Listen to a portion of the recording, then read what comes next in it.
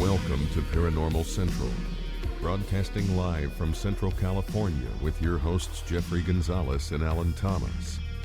Broadcasting video worldwide at paranormalcentral.net and broadcasting audio on the Dark Matter Network at artbell.com.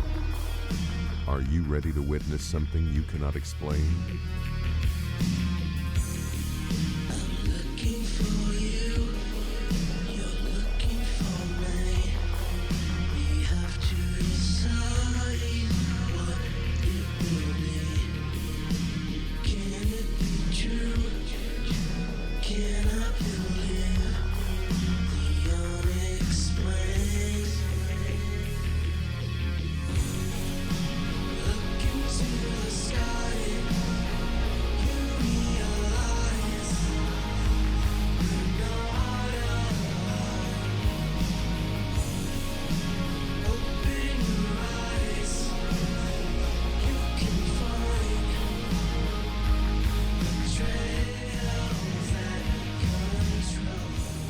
Hello everyone, my name is Jeffrey Gonzalez. Welcome to Paranormal Central, broadcasting live from the bottom left-hand corner of the Nevada Triangle in a city called Fresno, California. Welcome to one of I think a very unique show on the internet today. And I hope you enjoy yourself if this is your first time. I have a co-host, his name is Alan Thomas, sitting to the right-hand side of me. Good evening, everyone. How are you doing? And back in the studios from the first time in how long? How long has it been? A long time. And she's still back in the corner in the dark. Yep. Emerald is here. Yay! Yay. Emerald is here. Yay. I didn't want him to fire me. Emerald is here. That means I don't have to pay attention tonight. We could just zone. There's a lot of stuff that goes on here in the studios. And, I can't do it all by myself, and Alan can't do it all by myself, so we need more than two hands and four hands. So when Emerald is here, it takes the burden, because she watches what's going on the signals that we send to the artbell.com website. Yeah, that's right. Dark Matter Network is broadcasting our feed worldwide on the artbell.com website. So you have two ways of watching us and listening to us tonight. For those who want to watch us, obviously we're broadcasting on livestream.com right now, 5 o'clock p.m. on Sundays, California time. And if you don't want to watch us, or if you're on the road, you can listen if you have a cell phone on a free app that the Dark Matter Network provides. You can go to their website and download it for free, and you can listen to us on the artbell.com website. So the audio there is outstanding because we're sending them via Skype, and the Skype sounds just awesome. So don't tell me you can't watch us or listen to us, because you have two ways of doing it. All right, so I don't want to hear it. All right, if this is your first time, thank you very much for showing up. We've been doing this now going on 7-8 years now, and I believe that some good things are coming around the corner for us, and we'll talk about that in a little bit. Let me stop the recording over here. So there you go. All right, at the beginning of every show, we have the Bigfoot report from Danny Valderrama, but that's not going to happen today because it is his 25th wedding anniversary, and he took his wife up to a bed and breakfast, and they're getting busy. Yeah, and it's all eating. I know.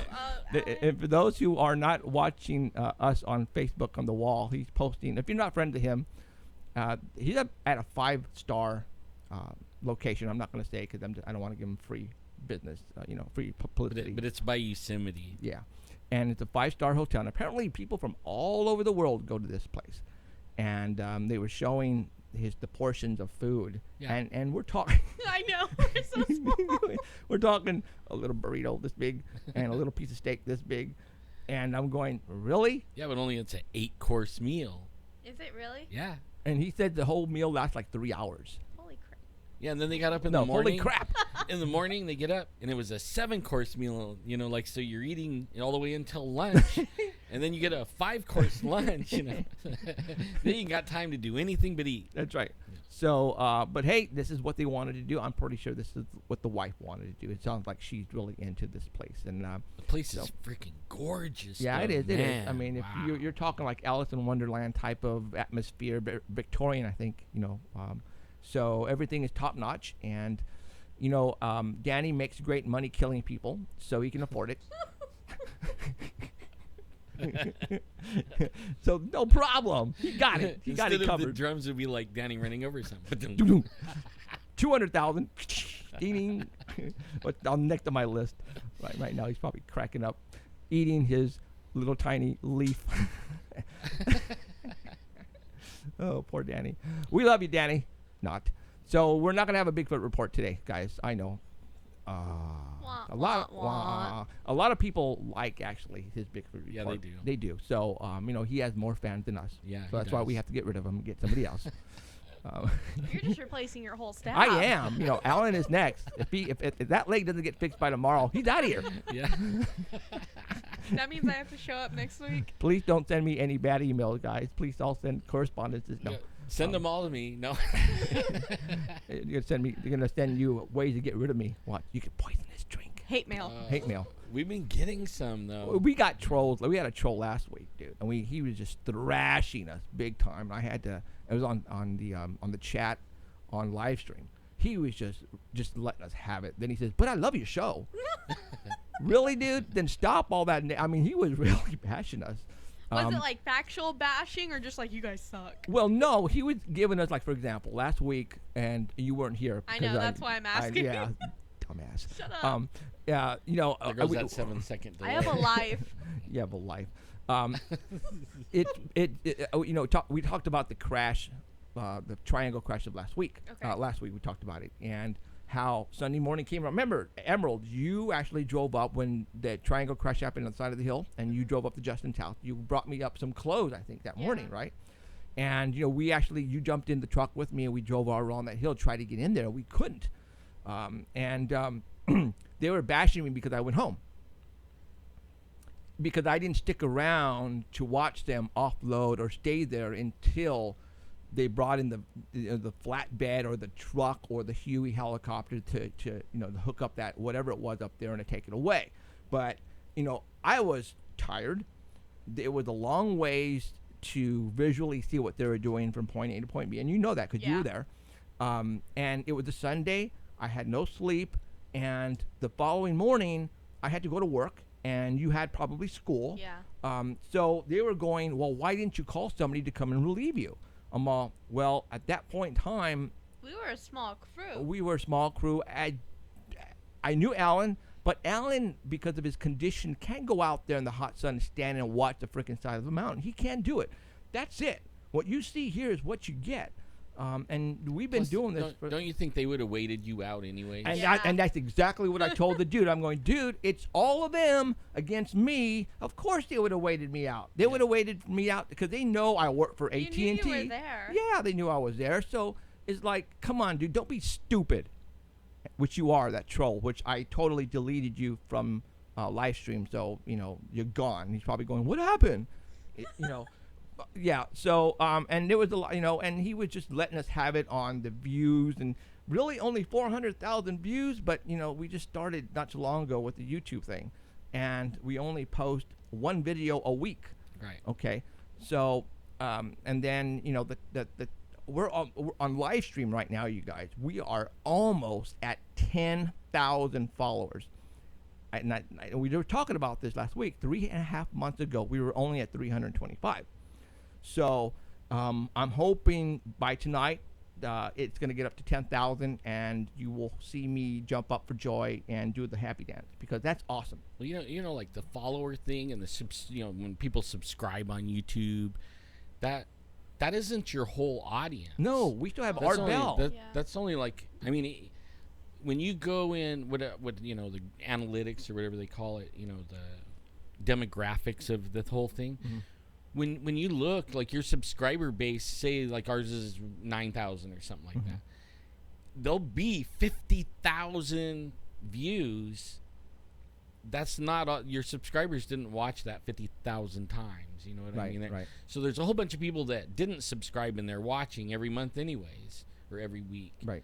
And it doesn't account for all the views at all. And that goes as far as dark matter network too. Oh, sure. I mean, how many thousands there as well.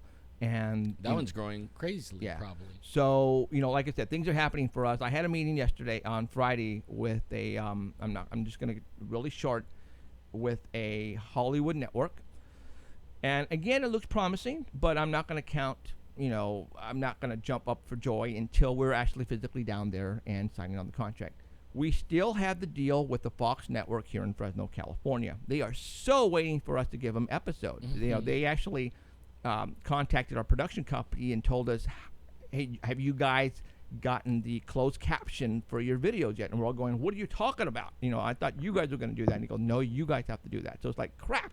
So that's something more that we have to do to each hour-long show, is add closed caption for the people who can't hear. And they want these episodes really bad. Unfortunately, if I get a deal somewhere else and it's going to go worldwide, well, then I'm going to go with that instead, guys. Unfortunately, that's just the way it is. But I gave Hollywood an ultimatum. If nothing happens within a month, then the Fox network, it's a go. So I had about 30-minute meeting on the phone with a major cable network, let's just say. And they definitely are digging what we're doing. And they see us on one of their channels. And they are going to have a meeting on Monday. And they will get back to me on Wednesday. So got my fingers crossed. So all those people out there, I can sure use a good vibe and prayers tonight. And Emerald just give me a roll of the eye. And it's fine. Okay, whatever. But send the light. Send some good vibes this way, you guys, that this particular channel picks us up, because it will be all over. And it'll be international. It will be international. Yeah. That's the cool part. It will go international. So I these things always happen, and I always get my hopes up, and then all of a sudden it doesn't happen. So I'm trying not to get too excited, because it could very well not happen. Yep. But she sounded really excited. We had 2 weeks ago, we had a meeting with the Sci-Fi Channel, and I can tell you about this one because they passed only because the Sci-Fi Channel is going away from Paranormal. Yep. They only have 2 shows right now on their station on Sci-Fi, and that is TAPS and Paranormal Witness. And they are going away from all paranormal. So once those 2 things are weed out and they don't have those anymore, they're not going to do any more paranormal shows, from what I understand. They want to go strictly science fiction, and it's that's science. what they were. Yeah, they're called sci-fi for a reason, guys. Mm-hmm. So they would rather make sci-fi series and dragons and all that kind of type of shows. So that's what they are all about.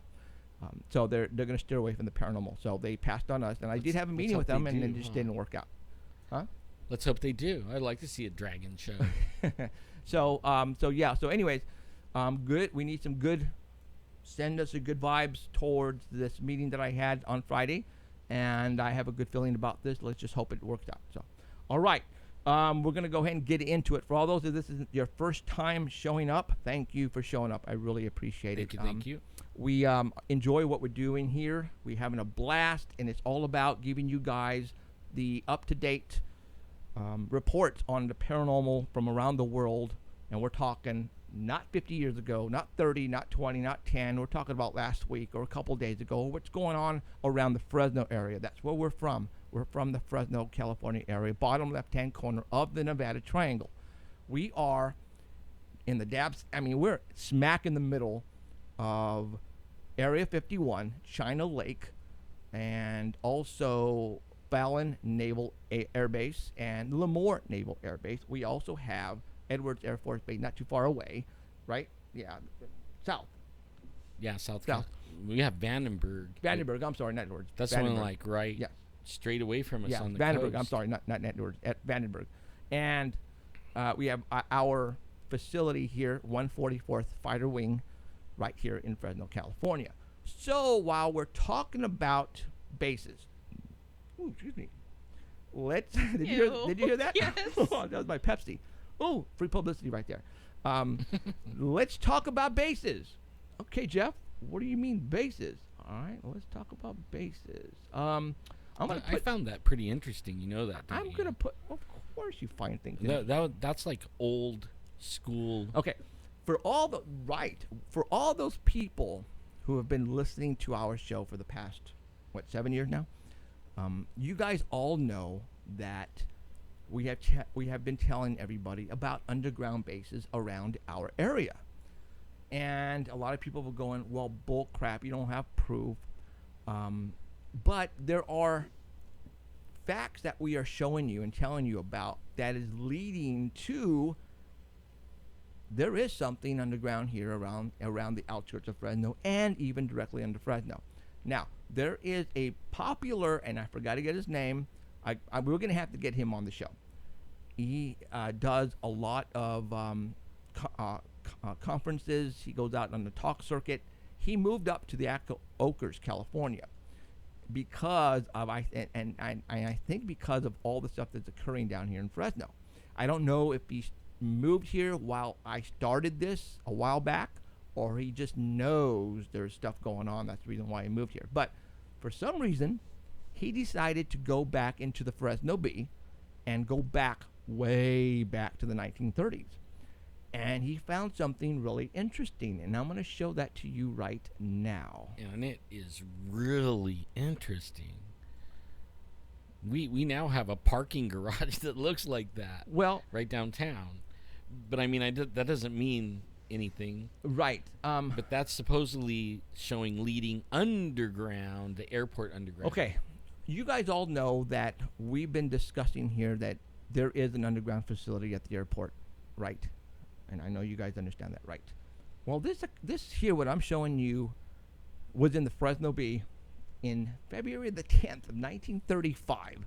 And here they're suggesting about protected underground air bases and airports were promised at the back in the 1930s. They actually were talking about this. All right? And then they even mentioned now consider Area 51. But it's in the Fresno Bee. I think it happened. I think it did happen, and I think it's definitely under us. Wasn't Area 51 like in the 50s when they started that? Oh. Because I recall Area 51. Watching a show and the one of the astronaut guys, Gordon Cooper, or one of those guys. You know what? He you know what? I think the blue is added at a later date, and I think he added it to it. That's what I'm thinking, because you're right, because that was before the fact, right? Yeah. So, here in Fresno, they were deciding in 1935 about putting the airport underground. Now, we have now you would know this, Alan, obviously, the internment camps. Right.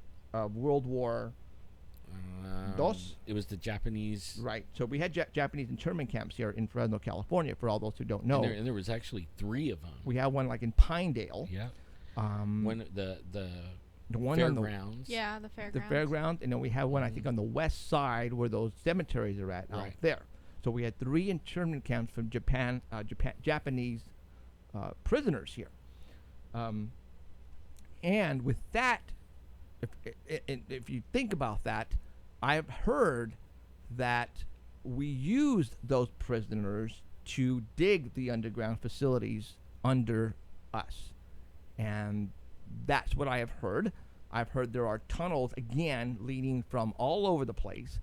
But I just found this really interesting that, this guy would go back so far and find this. I'm thinking that obviously he's probably listening to us, or he heard about us and our thoughts on underground facility here in Fresno. I've already had a couple of people come up and tell me that I know personally that, yes, Jeff, there is underground facilities at the airport. And that is an absolute fact. We've told you other facts about that airport, and we're not going to get into it. You're just going to have to go back and listen to all the back shows because, there's so much information that we have given you about our airport to this day that will blow you away. And it's only given to us right now that, yes, there is an underground facility. I'm not going to say there is not, but there is. All right. And Yeah, then there was at one point actual documentation online. yeah, And then as soon as we started talking about it, it disappeared. it disappeared like the very next day, and it's not there Not anymore. there and, anymore. It was actually on the website for the Air Force. And I think they just forgot to take it out back in the Maybe, days. yeah. And then somebody found it, who we know who it is. I'm not going Right. to say who it is. And and I actually remember I actually saw it with my own eyes. So did I.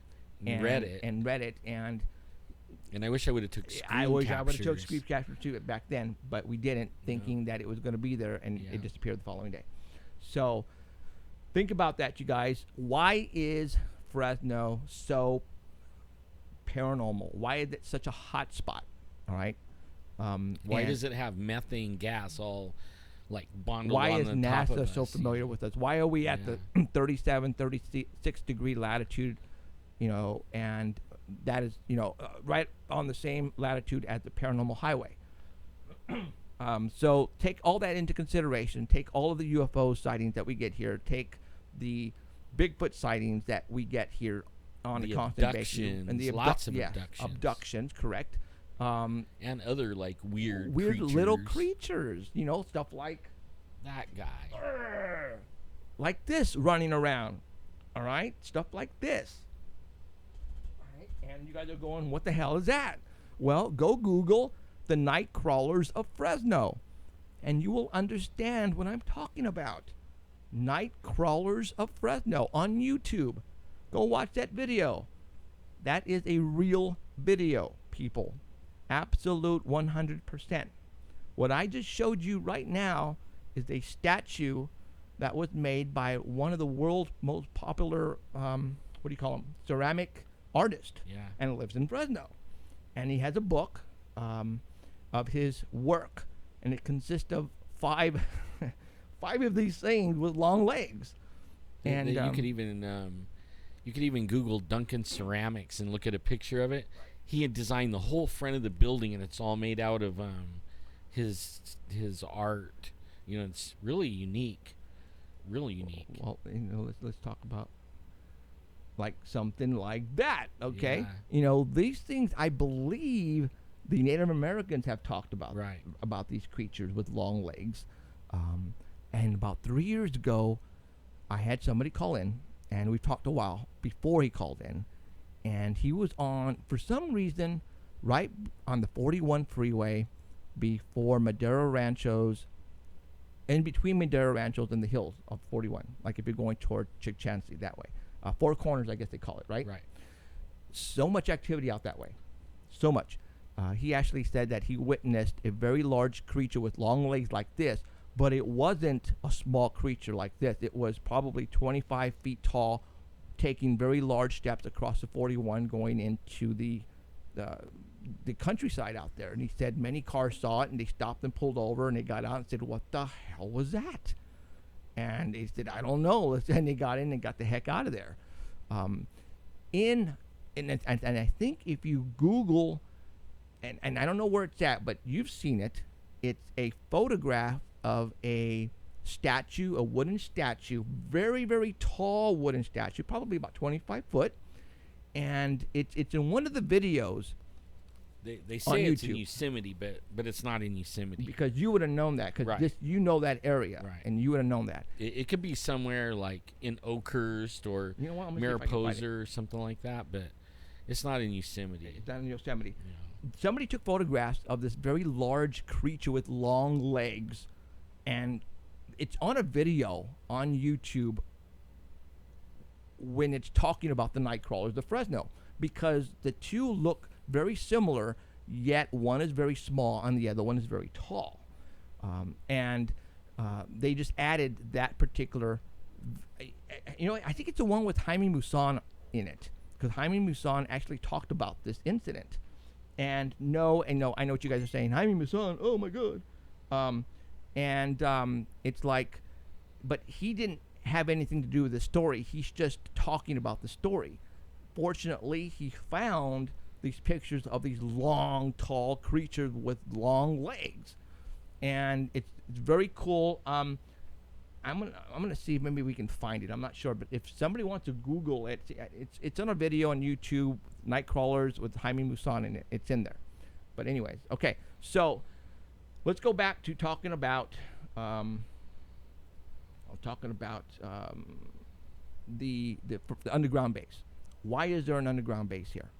I feel is because there is so much paranormal activity here in Fresno, California, and the surrounding areas. They needed to set up camp here way back in the days, and it just got bigger and bigger, and it's just the stuff that's going on here, you guys. It's crazy, and that's why we get so much good stuff, and we're still getting good stuff. As a matter of fact, something just happened last night to a friend of ours near Avocado Lake, and it's crazy.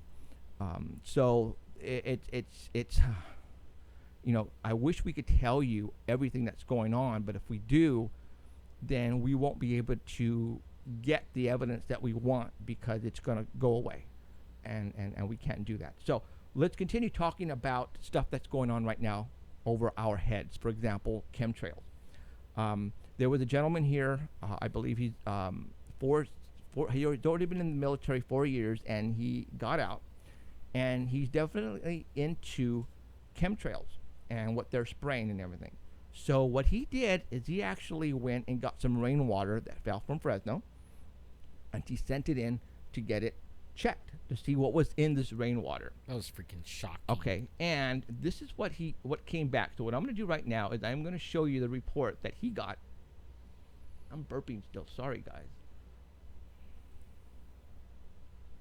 Okay. And I'm going to go ahead. That's and it makes you wonder, like, maybe everybody that sees chemtrails all the time over their house should, I know it's expensive to get those tests. Maybe they can, like, get a few of them together and put some money together, but they should test their water because of that. And here is their the rainwater. Redding, California. This is where he sent it to the basic laboratory. Okay, so what I'm showing you right now is I'm circling the analytics. This is what they tested for: aluminum, barium, and strontium. Is that the correct way of doing it? Of strontium, right? What? I'm a crim major. Strontium. There you go. Okay, so the test came back, and this is what they're telling us. The aluminum came back 170% above normal. That's crazy. 170% That above hurt normal. All right. The barium, and we've talked about this. We've talked about each individual chemical that we thought that they were spraying, because there are reasons why we think they are spraying these particular chemicals. For example, the barium and the aluminum is to bounce back the solar flares, I believe, because for weather modification. Okay, and all that, and HAARP and all that kind of stuff. So barium, 220%, all right, more or above normal, and 320% above normal for the strontium.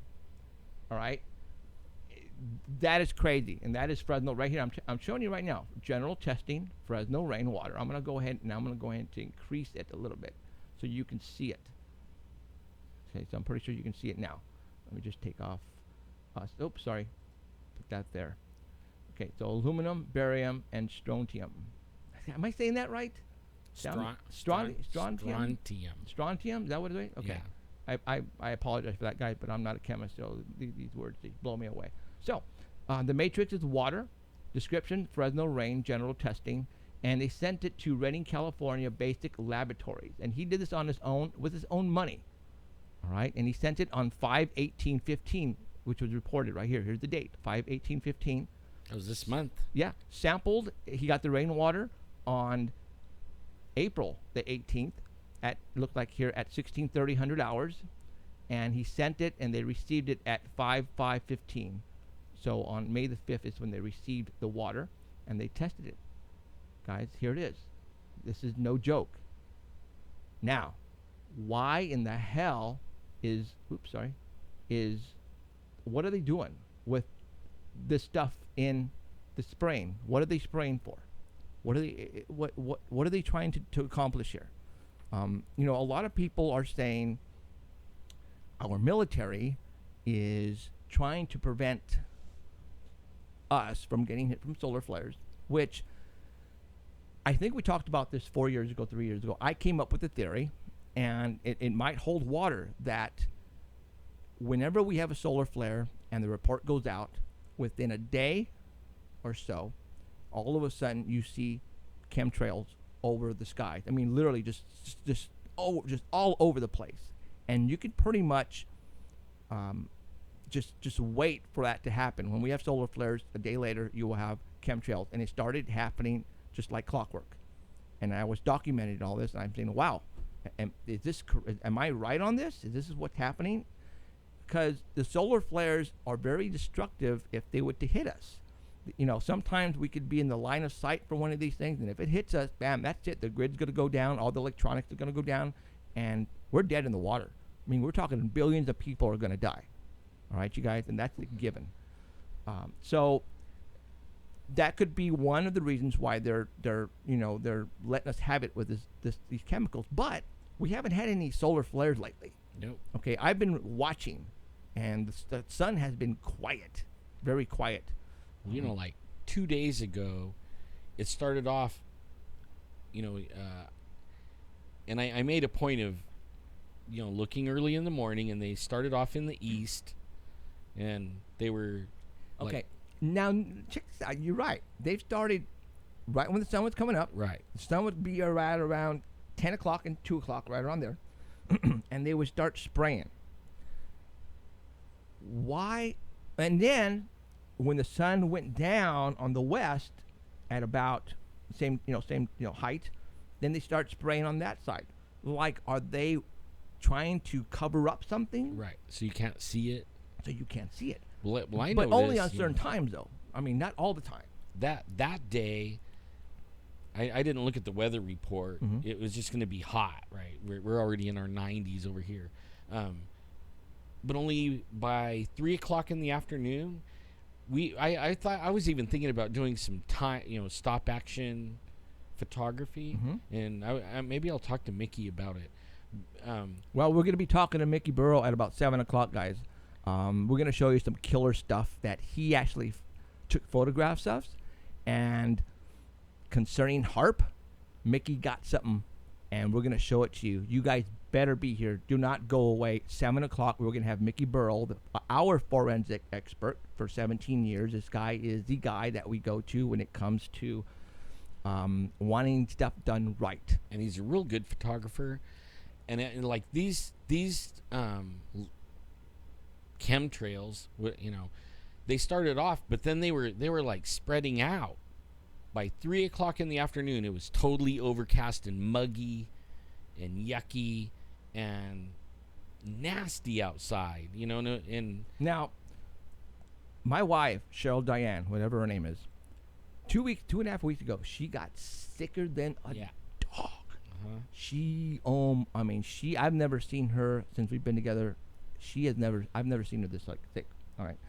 And then I noticed everybody was getting sick right around the same time. Now, was it just a bug going around? Yeah, could have been. But this is when the chemtrails were we were getting hit hard. We were hammered hard. All right, guys. I got sick, not that much, not that bad. And my son got sick a little bit too as well. But Cheryl got hit hard, and I mean really hard.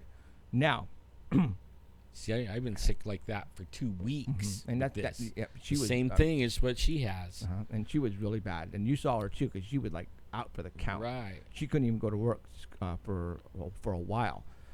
So, is it something that's in the chemicals that they're spraying? It's just that they're spraying a lot of it that it's really getting to us, because we're breathing this stuff, guys. There's no way we can get around it. We're breathing it. If it's in the water, it's in the air, and that's what we're breathing. It's in our bodies now, guys. So, well, I have a thing. Maybe I should save it for Mickey, but I actually think that they're doing all this climate change scare thing, and they keep saying it's us, right? We're doing it with our cars and stuff like that. I think we're doing it all right, but we're not doing it. Humans are doing it, but we're not doing it. They're doing it. They're causing it. They're changing the weather. They're trying to make it back up their numbers that they, when their big scare thing that they keep saying, they're making it happen. They're making it the drought. Well, and it would all the rain is going over there and California not getting any water. It's messed up the weather so bad that the other states are flooding out and killing people. So let's talk about that. Why would, and I'm not going to say it's the military. I'm going to say it's the NWO, the Illuminati, the New World Order. They're the ones who are doing this. But why? Okay, I just take that back. We all know why. Right. All right, to get rid of the people, the eaters. Yeah, and they want to rule. But, no water in California means no food for America. You guys realize that, right? I mean, Central California, Fresno, we are the breadbasket of the world. Yep. It is us who feeds a majority of the people when it comes to meat, produce, vegetables. We grow it all here. Okay? So, when you don't have water, and I'm serious, when you don't have any water, right now the restrictions on us here in Central California is absolutely ridiculous. We can only water our grass right now once a week. They are not allowing farmers to get the water they need for their crop. Yet what they are doing now is they're demolishing the crops, the trees. Yeah. I mean, now where there should be trees and all over, it's just dirt. Yep. Because they're getting rid of everything because they can't afford it. It's like, there's not enough water to feed their crops, man. And we went out driving, was it a year or so ago? We went to the coast, and it was orchard after orchard after orchard just knocked down, and that was like a couple of years ago, right? And now it's even worse. It's if their orchard's there, it's all dried out and dead. Right. If not, it's just ground now. Yeah, and that's it. And that's a fact, you guys. We're not BSing you guys on this. And I used to, when I was a kid, I would swim in the canals. Like right about now, the canals would be brimming, 40-mile-an-hour current, real dangerous. But we swam in them all summer. Right now, corporations. Okay. We were talking about chemtrails, guys, and they knocked us out. And again, it only happens when we talk about controversial subjects. Well, as soon as we started talking about it, all our chat people started saying that theirs were audio was going out and their video was going out. That's crazy, you guys. Let me tell you guys what happened last night. Well, I'm going to tell you guys what happened today. All right. You guys all know the earthquakes it has been off the hook lately, everywhere. And last week we talked about they're saying that we're going to have an earthquake on May the 28th, and it's going to be like a 8.9 or 9.8 on the San Andreas Fault. And people were laughing, and people were like going, well, we don't know yet. We'll just see what happens. Well, this morning the USGS website went down, and what happened is yesterday the USGS were giving off false reports on earthquakes that were not happening. One in Northern California, and they were all wrong as far as how strong they were on the Richter scale. They were just totally off. And people were coming out and saying, wait a minute, they are, you can see them on the chart, but they're not real. I mean, when Japan just had one yesterday, or the day before yesterday, I think it was like a 7.8 out, like 200 miles, 300 miles east of Japan. And right at that same time, an earthquake alert went off just northern California, 5.1. And a lot of people got it. I got it, but it was a false reading. And that's the way it's been going left and right. So this morning, I went to go check out. I have an app, and on my iPhone, I hit it. It said, link not available. I went, okay. So I didn't think anything of it. And then Cheryl tried it, and to no avail, it didn't work. So she went to the USGS.gov, and it didn't work. So I posted right away on the Facebook this morning that, hey, we have internet, but we can't get on the USGS.gov. And a lot of people all over the United States, because we have a lot of fans who follow us on Facebook, especially on my wall,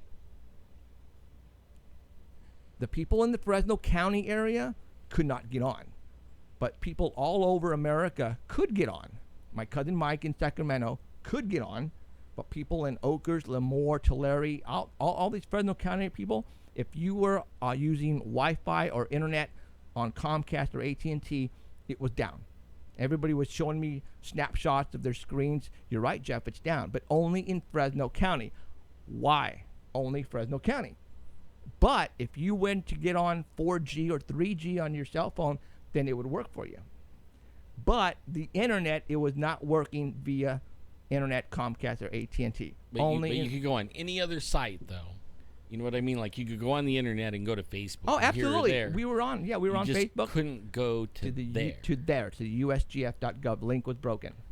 Only in Fresno County, you guys. That is a fact. Go, and if you guys are not friends with me on Facebook right now, Jeffrey Gonzalez, Sanger Paranormal Society, then you should be, because this is the stuff that I'm putting on there, and I'm blowing people away. People don't believe me, but I put this stuff on there so that you can see. I take snapshots, I put it on there. Then I have people on the east side of the United States do the same thing. I can get on there, Jeff, no problem. But people in Oakhurst, people around Clovis and Fresno, Jeff, look, and take snapshots. I can't get on. But why only Fresno County, guys? Is it because I am letting my fans know about these earthquakes? Yes, I am. That's my job, is to let you know when I think a very important earthquake occur. I let you guys know. And I've been doing that now going on 5 or 6 years really strong. All right? And I've been letting you know about anything that comes up as far as information that you should know, then I place it on there. But it was just weird to me. Now, get this, guys. 10 minutes before we went on, the link started to work. Because Alan told me, Jeff, look, it's working. I went, what? So I went on there. Yes, it's working right now. But yet all day it wasn't. But now it is. Anybody in Fresno County who's watching this right now, if you go to usgs.gov, it is working. But if you go see us on the wall right now, my Facebook wall, Jeffrey Gonzalez, you'll see the snapshot that everybody has been placing on there, that it wasn't working. So, usgs.gov, why would you block the people from Fresno County to view you on the internet? And are they lying about this, or are they telling the truth about earthquakes? You know what? As of right now, I would not be confident enough to say that any reports that you see now on any type of app or website concerning usgf.gov is factual.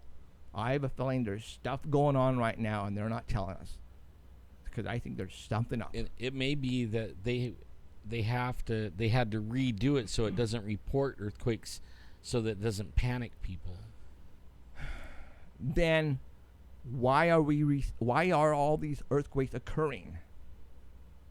There's got to be a reason. There has to be. Why are our volcanoes blowing up? They are like crazy. Mm-hmm. All right, because there's a reason. And don't tell me it's climate change, because it isn't. No. Something is interrupting the gravitational pull, I believe, that's making all this happen. And the only thing that I can think of, and it's, my buddy told me about this 3 years ago, is Nibiru. And I went, what the hell is Nibiru? Yeah. And he told me what Nibiru was. Planet X. And that could be the reason why when in the east in the morning they do the clouds, because that's when you might be able to see it.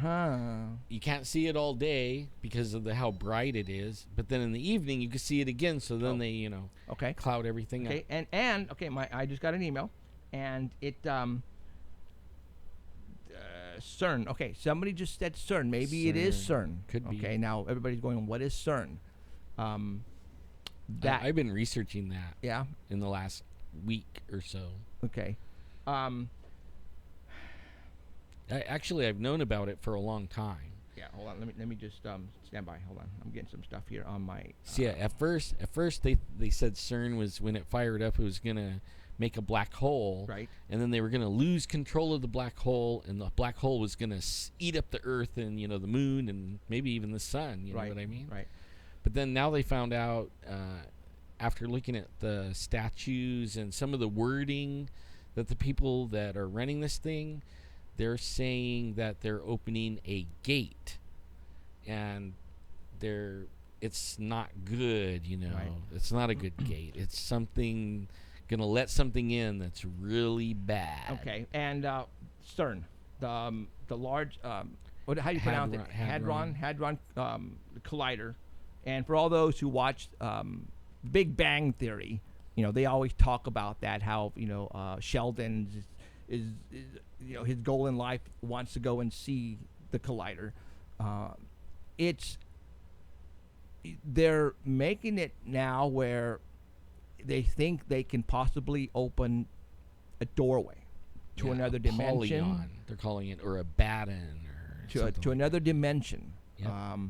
And a hole to another dimension. And they say that's what's causing possibly all of these anomalies that's occurring to this day, with the earthquakes and the volcanoes going off and all that. And that's why with all the chemtrails, is by them doing what they're doing out there, is they're opening up holes in our atmosphere. So it could be CERN. I completely forgot about that. You know what's weird about it? And I never thought about it until like recently. I've been going back and looking at old TV shows and movies and stuff like that. And like last night, I posted one up, Barney Miller, 1981, right? Yeah. And they're talking about the Illuminati in 1981, and they're making fun of it so that everybody laughs at it. And actually, what they're doing is they're giving everyone the example to do if somebody starts talking about this, right? They laugh at them because it's just a big joke. Right. Well, now when you look up the CERN thing, there's a lot of stuff based on it. Like there's a movie coming out. It's a Lego movie, and it shows them like jumping through portals or something like that. And if you look at the portal thing that they're jumping through, it's a cross section of what CERN looks like. And there's a couple of movies like that have the cross section of CERN, or like if you cut the tube, it looks just like it. In fact, so does the Mayan calendar. Now, again, I'm not a scientist guy, so when it comes to science, I'm like, all right. In the movie Angels and Demons, the second part one, wasn't the particle, oh my God, I'll have to look that up. For all those who know what the heck I'm talking about and want to send me a message via Facebook, I think it's Angels and Demons, where at the very end it was about the particle. The God particle. The God particle. Thank you. See, they've been. That's when they first started doing CERN, or had colliders. They've had colliders for a long time, little ones, and they were looking for the God particle is what they were looking for, supposedly, like the one that started the Big Bang, the one that created the whole thing. And then the truth finally comes out, and they're actually trying to open the gate, to this other dimension. I'm gonna Google this really quick here, and I'm gonna find out Angels and Demons. It's actually interesting. Like, if anybody listening out there, it'd be the cutting edge science technology right now would be the CERN thing. It's the one where they're trying to prove the different dimensions. What do they call them? String theory? Is that what it's called? I mean, they're supposed to be like 10 or 11 dimensions, and that's how their CERN was supposed to like give them the evidence that these 11 different dimensions are there, because they would see, they could do it by calculating when they smashed the particle, then when the little particles flew, where did they go and all that, and by tracking them they could figure out other dimensions. Who knew they were trying to open up a different dimension? Okay, you know what? I'm gonna let's go ahead and get Mickey on right now. He said he's brainstorming, and all of the stuff. When Mickey came into our lives, he didn't believe in any of this stuff. He didn't believe in Bigfoot. He thought we were smoking the crack, so to speak. Okay, and then drinking the Kool-Aid. And then what got him to really think about all this was the Bigfoot, the impressions on my window. And you know what? We'll go and talk to him right now. We have time. Let's bring in Mickey Burrow. He's going to call in right now. Mickey Burrow is the guy. He's a forensic expert, and I'm not going to tell you what law enforcement, but obviously, you know, we're in Fresno, so there's a hint right there. Been with him now going on 18 years. This is the guy who drives around in the white van, and when somebody gets killed, he goes out and takes their fingerprints and he puts you in jail. Yeah, and he testifies on court and takes pictures of the dead body and takes fingerprints and can bring out fingerprints and takes DNA. This is the guy who does it. Mickey. Hey, Jeff. Hey, hi, Mickey. How's it going? Who's all there? We got Alan and Emerald. Hi. Oh, hey guys. Hi, Mickey. So, Hey, let me know if the wind gets too busy. I'm sitting out in my backyard, and it's a little breezy, so I don't want to. Okay, you're cool, dude. You're cool. So, Okay. All right. Well, Well, I just gave you an introduction. Everybody knows who you are and how you came into the picture. When as far as I think we met for the first time, you met David. You knew David Rigos, and that's how you decided. Wait a minute. How did you know David? I met David through a guy I work with. Oh. The guy I work with knows him when he was a principal at a local high school, and he introduced me to him, and kind of went from there. And I got asked to go with him up to the secret spot. Right. And you were in the vehicle and you got to pick me up. Right. Okay. All right. Right on. Okay. So, and for all those who don't know, Mickey was the one who took, the pictures and the DNA samples. Now, just recently, dude, and I'm not taking this as a downplay on what we do, but you told Alan something that Alan just told me not too long ago about when you visually were inspecting the lips and nostrils side of the window of the truck. You told him that we are too stupid to come up with with how to do that, right?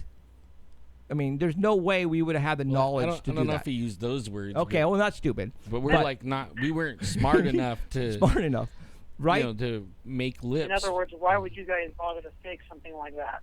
Exactly. Well, that, but even go as far as the But we would have been too stupid to do that, believe it or not. Yeah, because I don't know anything about the what do you call them on the lips? The Lines. Yeah, I don't know. It's like lines. The impression? Yeah, the impression, the grooves on the lips, right?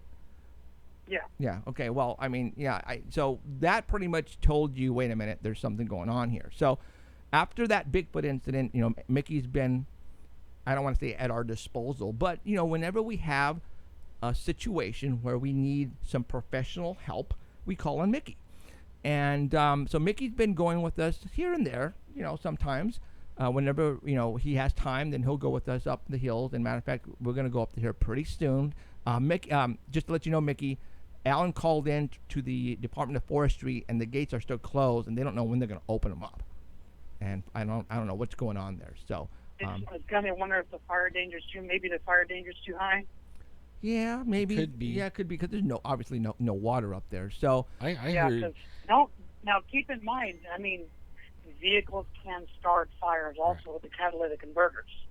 yes, that If they get over like dry grass or whatever, just because a vehicle is going through doesn't mean it's not going to start anything. It's a simple exhaust pipe can start a fire. right. So it makes sense why they wouldn't let anybody up there. True. Okay. Well, that makes they have a fire restriction all throughout Canada. No campfires, no barbecues, no anything. I mean, all up in Canada right now too. Wow. Okay. Well. Now, are they experiencing a drought up there too, or do we know? Or Yeah, they're experiencing the same thing, like and a heat wave now. Wow. Hmm. Okay. All right. Well, let's get into last week, and we're talking what, Wednesday or Thursday. You text me, and you said, "Dude, And I said, what? And you were all excited. You go, what? That was an exclamation point in there, too. What? You said, what the beep?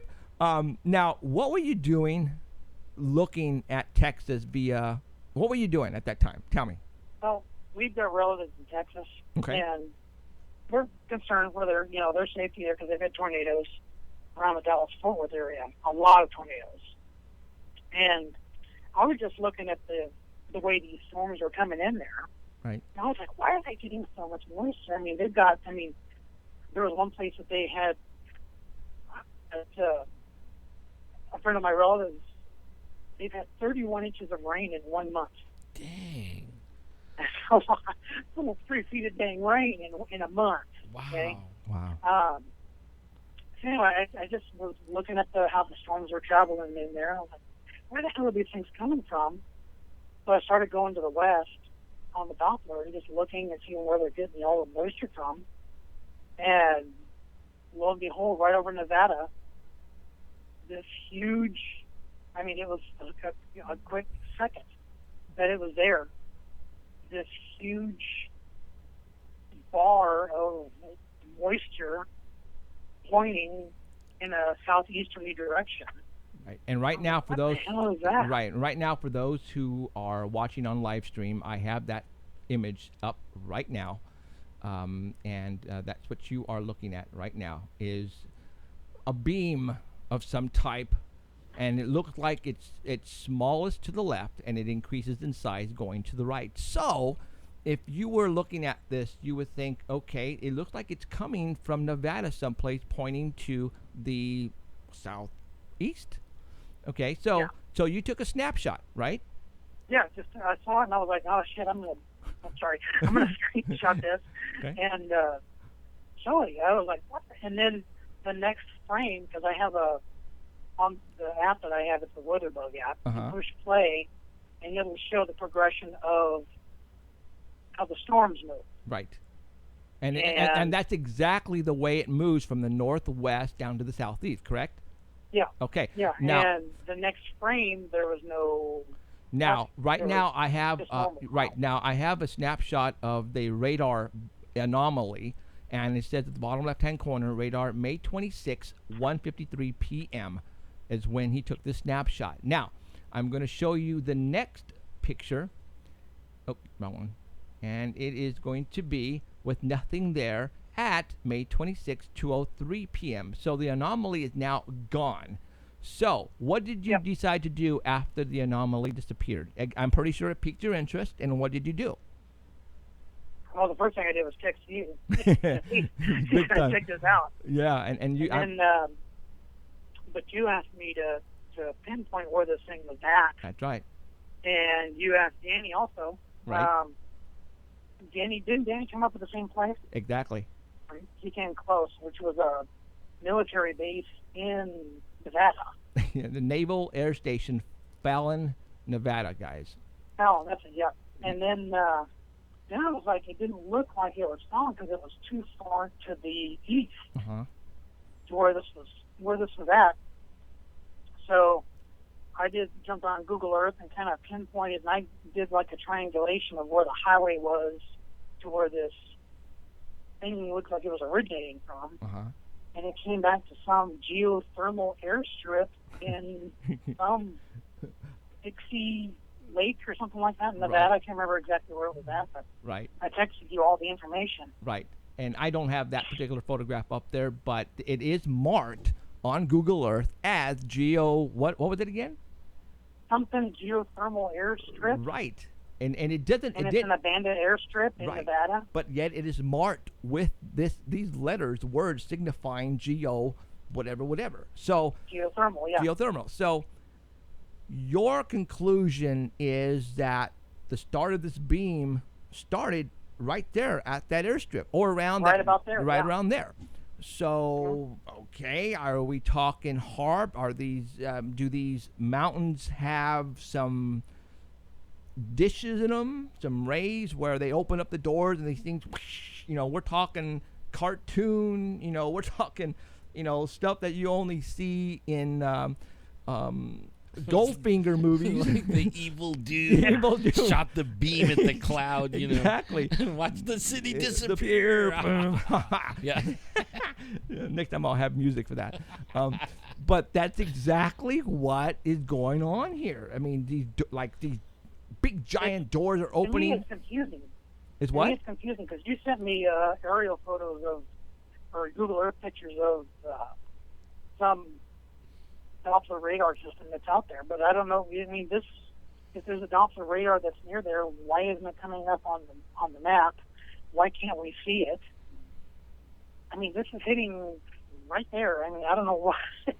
You know, I don't know. Now you're a man of science, and you have to see facts, and you have seen some anomalies here that shouldn't be there, and it's kind of throwing you for a loop, right? Yep. Yeah, it is. I mean, if somebody out there who is a meteorologist who knows a meteorologist, whatever, can they explain this? Maybe there's a glitch in the system. right. I'd like to hear it. Okay. I would love to hear it. Okay, awesome. All right. Now, just a bit ago before you came on, you said you were brainstorming about something that our president Obama said. What? Yes. What? And this is kind of all right. Now, I'm not a conspiracy theorist. Liar. Okay? Liar. Keep that in mind. Watch the live you stream know go that, down right now. Okay? I am like a big time no conspiracy theorist. I know. Yep. I know. But we are. But we are changing your mind a little bit, aren't we? I'm not about changing my mind. Okay. Let's just keep it open. How about that? Okay. But okay. we have he's All right. looking now. Yeah. Yeah. Eyes wide Okay. open. Yeah. All right. Now, keep in mind what is happening here in California. Drought. Drought. Okay. What is happening in Texas? Rain. Flood. Flood. Rain. Right. Copious amounts of rain. Okay. What is happening just north of Texas? While you're talking about the military, Oklahoma. and the Earthquake. earthquakes, and Yeah, I'm Earthquake. I tornadoes. never had earthquakes Okay, there before. right. Okay? Well, I'm talking Madrid fault line. Well, it goes Okay. all the way up. My sister lives All right. in Wisconsin, and they're having like wicked storms. Okay.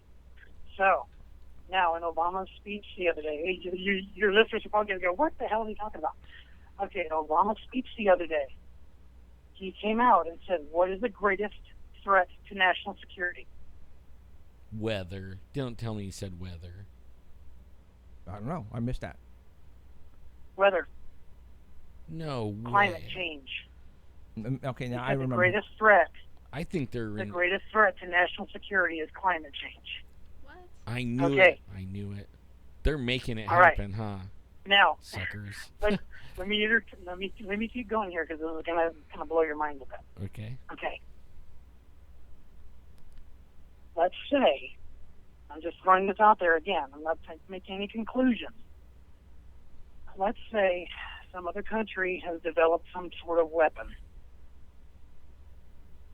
Okay, and are using it to change the climate. Okay? What's happening in California?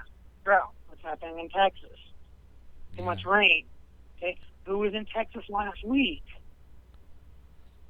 The United Nations. Oh, they were. You're right. Okay. Keep an open mind again, okay? All right, now, this is going to get a little deep here, okay? Not All right, from back you. Back in the 1940s, okay, what did the U.S. develop to end World War II? The atomic bomb. Atomic bombs, exactly. Okay? And they tested it where? The United States. Area 51. Area 51, they tested Nevada desert. Right. Okay? The other day we saw this anomaly appear in the Nevada desert that pointed in the direction of Texas. Okay? Oh. Here's a thought. Okay? Could the U.S. have developed some sort of weapon that they are testing because they have to over U.S. soil, like they did in the atomic bomb back in the 1940s, to counter a weapon somebody has already developed that they're using against us? because Obama said the other day that our biggest threat to national security, quote unquote, was climate change. You know, that's not all that far-fetched. Remember when they had Katrina hit in Louisiana? Right. Oh, down there? And it was like a dangerous... And we were having these... It was like one after the other of the hurricanes coming up through there, the Gulf, and then slamming into the coast, and then Katrina like just did everybody in.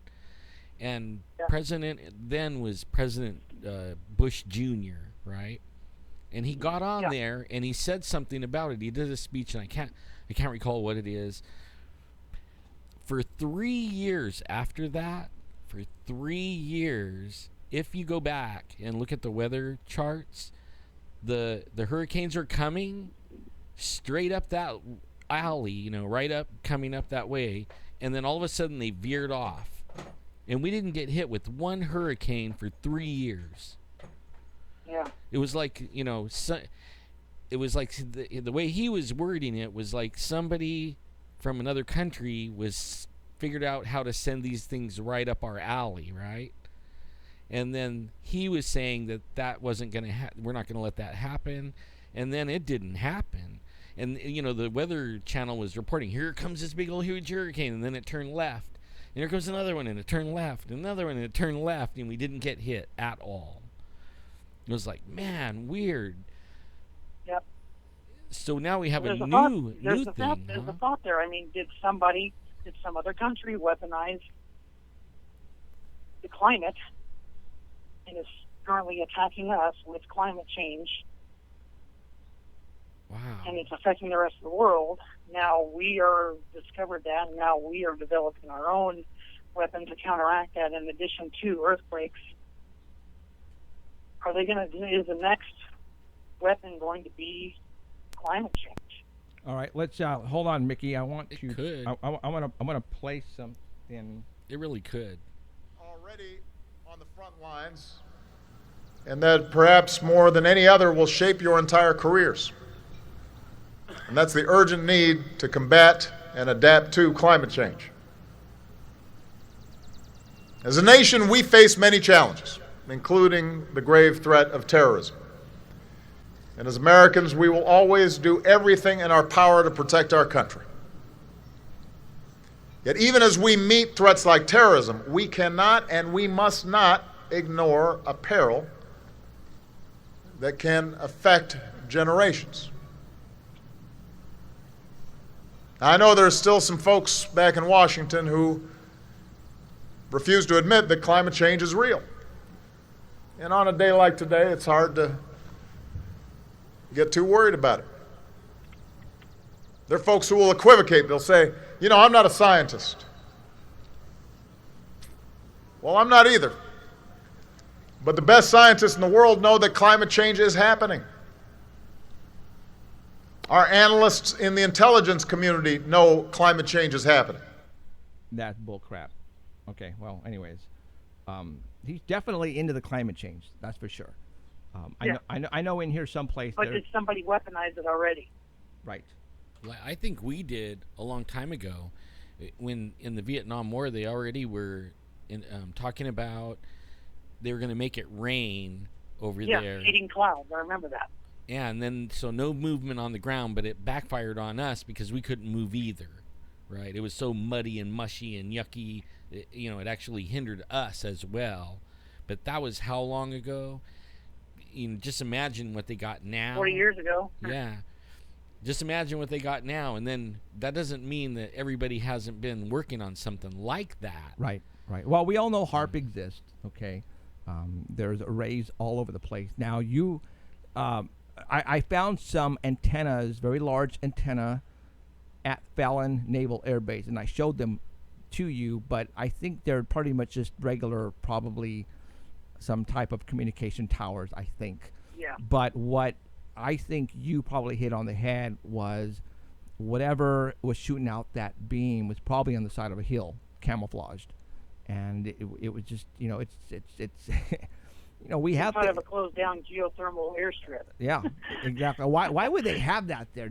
Somebody right now is going to get fired for not taking that off of Google Earth. Yeah, but geothermal, doesn't that mean like using her Earth's heat to heat up water and make steam and generate power or something like that? Well, maybe they named it because there's a volcano there, some geysers or something like that there. But it just, what are the odds that Mickey narrowed it down to that location of the hill? That is so cool, man. That's awesome. So Mickey, now about 3 days ago, you actually took some photographs. You were in Raymond, California, which is northern side of Fresno, up in the hills, and you took a photograph and you sent them to me. And I'm going to show everybody that photograph right now. Okay. You know what? I think I forgot that. Okay. Well, anyway, that means the Wolverine jumped up there and sliced the sky open. I think this is kind of cool. I'm showing everybody right now that photograph. All right. Now that day there was chemtrails everywhere, right? Yeah. Yeah. Now they've been all over for the last week. Right, they have. They've been just plastering the heck out of California. Hey Mickey, have you thought about doing some like time lapse photography on some of these chemtrails? You know what I mean, like watching them because they spread out and turn into like a cloudy day. Yeah. And just start off in the morning and just take one every 5 minutes or something like that for several hours. Yeah, that'd be highly time-consuming. Yeah. Man, I want to do it. You'll have to teach me how. Okay, well, let's talk about these 3 lines that you got. Obviously, out of place. I mean, if it was whatever made these 3 lines, obviously were 3 individual jets that were flying in formation and left off, 3 chemtrails. Now, but they're awfully spread out, awfully far apart. Yeah. I mean, I was thinking one aircraft with maybe 3 engines running. Oh, I see what you're saying. But maybe the dissipation kind of over time spread them out. Oh, I see what you're saying. Okay. Okay, I can go with that theory. And then Danny, for some reason, you know how Danny is, Mr. I don't think it's a conspiracy, but he brought forth he took a snapshot, and he sent it to me. Now, I don't think I actually have that. Do I have that?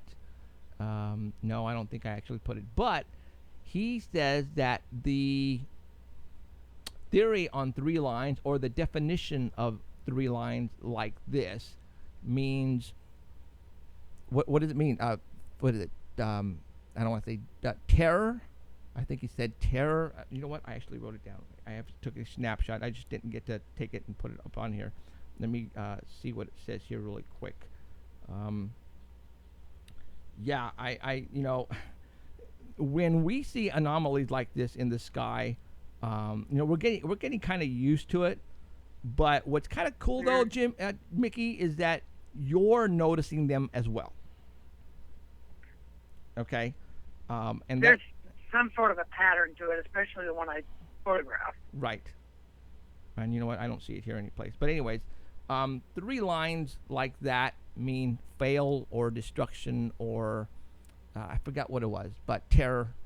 That's what that means basically. Terror in the sky. Okay, so or terror below wherever is going on. But I don't know. Was it just one of those weird anomalies that just happened that one jet was flying and the other part of the chemtrails or the contrails, however, if you believe or don't believe, dissipated and became invisible, and what's left was just these 3 perfectly lined lines in the sky. You can think all you want, but I don't know.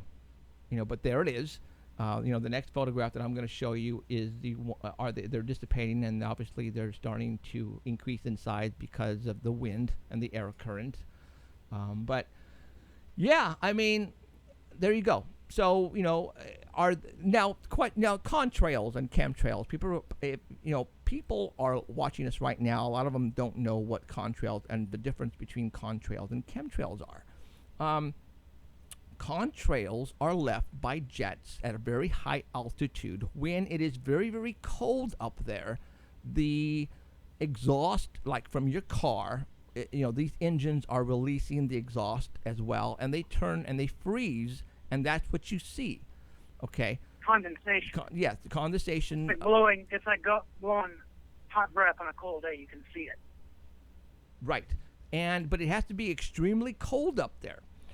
So we're talking here in Central California. We're talking hot, very warm. Today was close to 100 degrees. Yesterday was like 96 and 95. And you have these trails, but it is very warm out there. Yeah, but it's always colder way up there. Yeah, but not all the time, though. True. Okay, now is it just because the air current and moves all that up there, and it's just colder sometimes, not cold sometimes? I mean, I don't know. During the hottest months that we have, 115, right down here, you would think the air would be a little bit warmer up there, but sometimes we get chemtrails like crazy. Yep. All right, we do. And sometimes it's cold as hell down here, and the sky is perfect. You see the jets in the sky flying over 20,000 feet or whatever it is, 17,000 feet or even higher, and there's no chemtrails. And it's not leaving any contrails. It's 45 degrees down here, 50 degrees down here. You would think it'd be colder up there. And now you're going to tell me it's warmer up there and colder down here? Either or, you guys. Come on, you guys. I mean, come on. Really? I mean, right? Am I right? Yeah, that's an interesting thing. If it's cold down here, then it should be way colder up there. But I don't see any chemtrails or contrails being left by any jets up there at all. Yeah. And I'm wearing a jacket, and I'm like climbing a pole, and yet you can, when you look into the sky, if you have an app, you can go and you can actually visually see every single airplane that's above you or flying over you, and you wouldn't believe how many jets are flying over you at any particular time during the day. 737, 747s coming from San Francisco, going to New York, going from San Diego, going to Seattle. I mean, there's jets all over the place. But if it's freezing down here, how can it be warm up there? And I would think if it'd be a lot colder, then these contrails should be leaving these trails, and they're not. It is weird. Okay, so think about that, guys. I mean, it doesn't make any sense at all. And there you go. So, all right, Mickey, what else you got to talk about? Anything else? I'm on Google Earth right now. It's that geothermal airstrip is, it's Dixie Valley is where it's at. And it's kind of southwest of that. I'm trying to pinpoint it here. Oh, hold on, time out. I never even thought of that. I don't even know his name because he has it weird here, but he just sent me a text. The 3 lines look like the 666 number written in Hebrew. Which is true, because if you go look at the monster can, right? Yep. Emerald, come on. Yeah, the monster. Come on, Emerald, come on, speak to me. Energy drink. I've heard about that one where you turn it upside down. Right. The 3 line, I'd never even noticed that. Thank you for saying. I mean, yeah, there you go. Okay. What's the matter, Emerald? Come on, speak up. You guys are just too much. Hey, yeah. What? Yeah, it's on the airstrip. Okay. And what? No longer marked. What are you finding on Google Earth? Not marked anymore. Nuh-uh. No, man. Come on, you're joking. That happens to us too much. Is it a coincidence? Oh, wait. Everybody quiet. Yeah, there's the airstrip. Quiet. What? Come on, Mickey. I'm not kidding. I'm looking at it right now. It's the one I sent you. It's not marked anymore. It is. Okay, let me give you the coordinates. No. You on Google Earth, because I actually went and I saw it, and I saw that name on the airstrip. Yeah. On Google Earth. It was there. I saw it with my own eyes. Did I take a snapshot? Wait a minute. Did you take a snapshot of that? Do you remember? Yeah, I did. Oh, okay. You send that over to me right now. Email it to me. I put it on Facebook. Okay. Is it on my wall? Yes. Okay. Let's hope it's still there. Hold on. This is okay. This is way okay. This is so cool, you guys. Hold on, you guys. I am going right now to my wall. Come on, where is it? See, now there's somebody in chat from Norway. Okay. And they said that the coldest May in 30 years in Norway last year.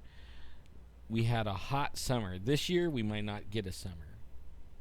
It's So I mean, this is messing us up everywhere in the world, and they're trying to blame it on us and our cars. I don't see it. You know, I don't see it on there. I don't. It's not us. No, man, I I'm telling don't- you. Okay, it's on the same thread. It's just a little lower. Oh, so you posted it on? No, I want. Well, okay. So you posted it on one of the threads then, on one of the posts. Is that what you did? Hold on a second. You're kidding me, man. Are you kidding me? And I've been arguing with all kinds of people on this climate change thing. What did I just say? That somebody was probably gonna get fired for them not removing that, and now Mickey goes to the spot and it's gone. I love it. Are they listening to us? Nah, they're not listening to us. Hold on. No, I don't see it on that one. They have my internet on speed dial. I'm looking, guys. Hold on, you guys. I'm gonna see if I can find it. Not that one. I don't see it. Which thread? Hold on, I'm looking it up right now. Hold on. Okay. Just post it as a new post on my Facebook vault right now, so I can take a snapshot. Cause I can't believe I didn't take a snapshot either. There was no reason for me to, because, I mean, come on. Do you think they were really gonna go and remove the name of thermal whatever from the landing strip? Come Dang, on. you post a lot of stuff. Dang. Well, not only me, but all the fans of Facebook, with me, they're right behind me, man. God, where is it? God, I don't know. I didn't. I'm right at the spot where I didn't know. Okay.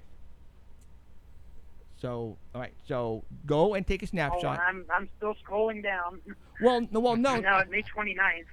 No. But what you're saying is that you just looked right now and there isn't, the name is gone, right? There's no marker on the site at all. Okay. Well, take a snapshot of that right now. So what you're saying though is that you posted on my wall the actual snapshot of the marker on it, right? Is that what you're saying? Yeah. Oh, sweet. Then we got to find that so we can compare both you guys. And that right there, ladies and gentlemen, boys and girls of paranormal world, that right there is proof. Okay? Because we don't have access to Google Earth. All right? And we're talking to Mickey Burrow right now, who is probably just crapped his pants because he couldn't find the marker and it said Geo. That is awesome. Okay. Oh, okay. Well, go ahead and keep finding it for me, and we're gonna continue talking because, wow, this is really cool, guys. I mean, yeah. I mean, what else do you want me to say?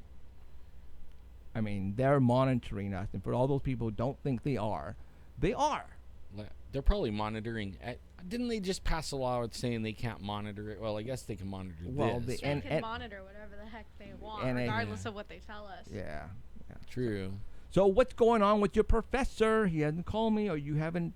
He doesn't want to come on, Emerald? I don't know. School's out. Oh. I haven't God. Yeah. He's working on stuff right now too. Like a book? What? No, big stuff that I probably shouldn't talk about right now. So. Yeah, sorry. Which professor and what? This is a professor. He works kind of like predictive policing, research methods, and stuff like that. Why did I just forget his name? That's funny. Totally forgot his name. It's HAARP to your brain. Huh? Nothing. They're listening. They wiped their brain. They wiped her brain out through that microphone. She's having put some foil on your head. Yeah, girl. right now she's having a brain fart, guys. Well, I'm not feeling too good right now I either. left my that's, foil at home. Darn it. Messing with me. So, okay, well, anyways, for all those who have been listening to us in the past, understand that Emerald goes to Fresno State. Professor Kistner. Okay, and when Emerald started sitting in and being and doing our engineer stuff and watching volumes and with the Dark Matter Network and Keith and artbell.com. She listens to what Alan and I have been talking about, and when she took this class, her professor was giving them some examples, and Emerald would actually respond back with the answers, and then the teachers said to you what? He was like, how do you know that? Where'd you get that from? Where the hell are you? What the? Well, because what he started talking about was like Sandy Hook, Boston bombing, some of the same quote-unquote actors that they were using in the media. Okay, now we're talking a Fresno State professor is talking to you about possibility that Sandy Hook did not actually happen. He says it doesn't. He's not questioning it. He says. So he said it didn't happen. Yeah. You guys listening to this? I'm not saying it. It's not all. We have a few professors, and it's funny because I'm crim, so the only ones I'm hearing from are the higher up crim professors. We have a few that are like, oh, that's total BS. Like, really? Come on, guys. You guys are college students, and you're falling into this media trap. Like, get real. Like, they'll sit there and they'll tell us that. Okay, telling you that what you're actually listening to is false information. Yes. I have a few professors that say, and Kishner's one of the good ones. He's like, think for yourselves. If the media's telling you one thing, go on the internet. You could find all this information that they're lying their ass off. Okay, so the professor was sort of kind of blown away because you were probably the only one who said, wait a minute, that picture that they used in a school shooting in where it was one of the ones, in Pakistan or whatever, Middle East there somewhere, right. And then it was one of the little boys who had apparently died at Sandy Hook. Right, and then you said, what was the difference? What happened here? Then you mentioned the little boy with the picture, and he probably looked at you, and said, "Whoa!" Yeah. He was blown away. He was like, "How do you know that?" And I was like, "Radio show." So Cool. he was blown away that you knew actually more than one thing, and he knew that you were on it. Yeah. Okay. So all right. So right now, people, Emerald is trying to get him. Was during school, before summer break occurred, was trying to get him on the show because an actual professor, With the doctorate. he's a doctor. All right. Is saying Sandy Hook didn't happen and the Boston bombing was a false flag. Pretty much, right? Well, he's saying more Sandy Hook. He doesn't think the Boston bombing either. I don't want to put words in his mouth, but he wasn't too thrilled with that one either. Okay. Just because it was the same people, same actors. Okay, and he's saying that. Yeah. Wow. Well, didn't you put something up, or somebody put something up about certain there's stuff going all over Facebook all the time. No, it was a certain department hiring role Oh, players. Yeah. I just posted that on my Facebook wall, as a matter of fact. You just saw that. That the let me look it up, and some people are sharing it as well. Have you found it, Mickey? Yeah, I'm about to post pictures right now. Okay. Stand by. Are we still going? Yeah, we're still going. We're still moving. Well, you tell me. Well, I mean, it just stopped on me, and I just restarted it. I don't know if I'm replaying it or not. Okay, let me look on my email because I just got a ding, and I know I'm a ding, but that's okay. No, this is not the ding that I was expecting. Ding dong. Oh, there's another ding. People stand by. We are receiving multiple emails, and no, not from him. Got the name for you. What? The name? Oxbow. O-X-B-O-W. Oxbow? What? Oxbow what? What are you talking about? That's a familiar term. Oxbow geothermal. Oh. Oxbow. Okay. So you found the photograph then? Yeah. Okay. Are you on your cell phone or on your computer? Yeah, I'm posting it right now. Hold on. Okay. So you're going to post it where? Posting it on your wall right now. Okay. Should be there any second. Okay. So what I want you to do is I'm going to go and I'm going to retrieve that from my wall. I'm going to take a snapshot. I am going to email it to me, and then I'm going to go onto my computer, and I'm going to lower the volume so Keith doesn't yell at me again because he goes, "You've got mail." That made me jump out of my shorts, man. And I am lowering it right now. Okay, I just muted the volume, so I'm hoping it's not going to go over. And I was editing at 3 o'clock in the morning, and that went, "You got mail." My wife about There it killed is. me, man. It's showing up now. Okay. And I was right over the top of it. okay, and I am going to go to standby, and I'm going to look at it, and there it is. Man, I'm almost positive I read something about There it is. Operation Oh my- Oxbow. Oh my gosh, you got to be kidding me, dude. I'm gonna have to look that up. Okay, so now do me a favor and go to Google Earth again, Mickey, and take a snapshot at the same picture. It is there. Oh, it is there. I typed in Oxbow and it came right up. Damn it.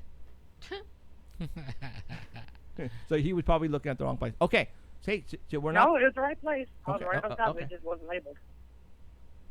But So it was there and then it wasn't, or it was. so what are you saying? Is it so? It is labeled right now then.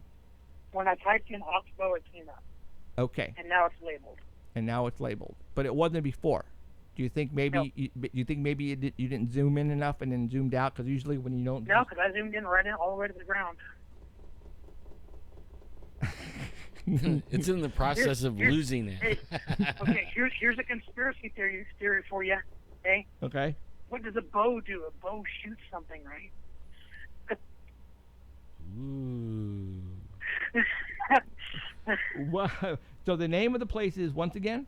Oxbow. Oxbow, OXBOW, Oh, geothermal landing strip. that's what I'm looking at right now. So all those who want to go Google, Oxbow spells OXBOW, OXB as in bow, OW, geothermal landing strip. And this is where Mickey, not me, not Alan, not Emerald, Mickey pinpointed, and he went and searched for the location where he thinks this particular beam was shot off, and it came to this location.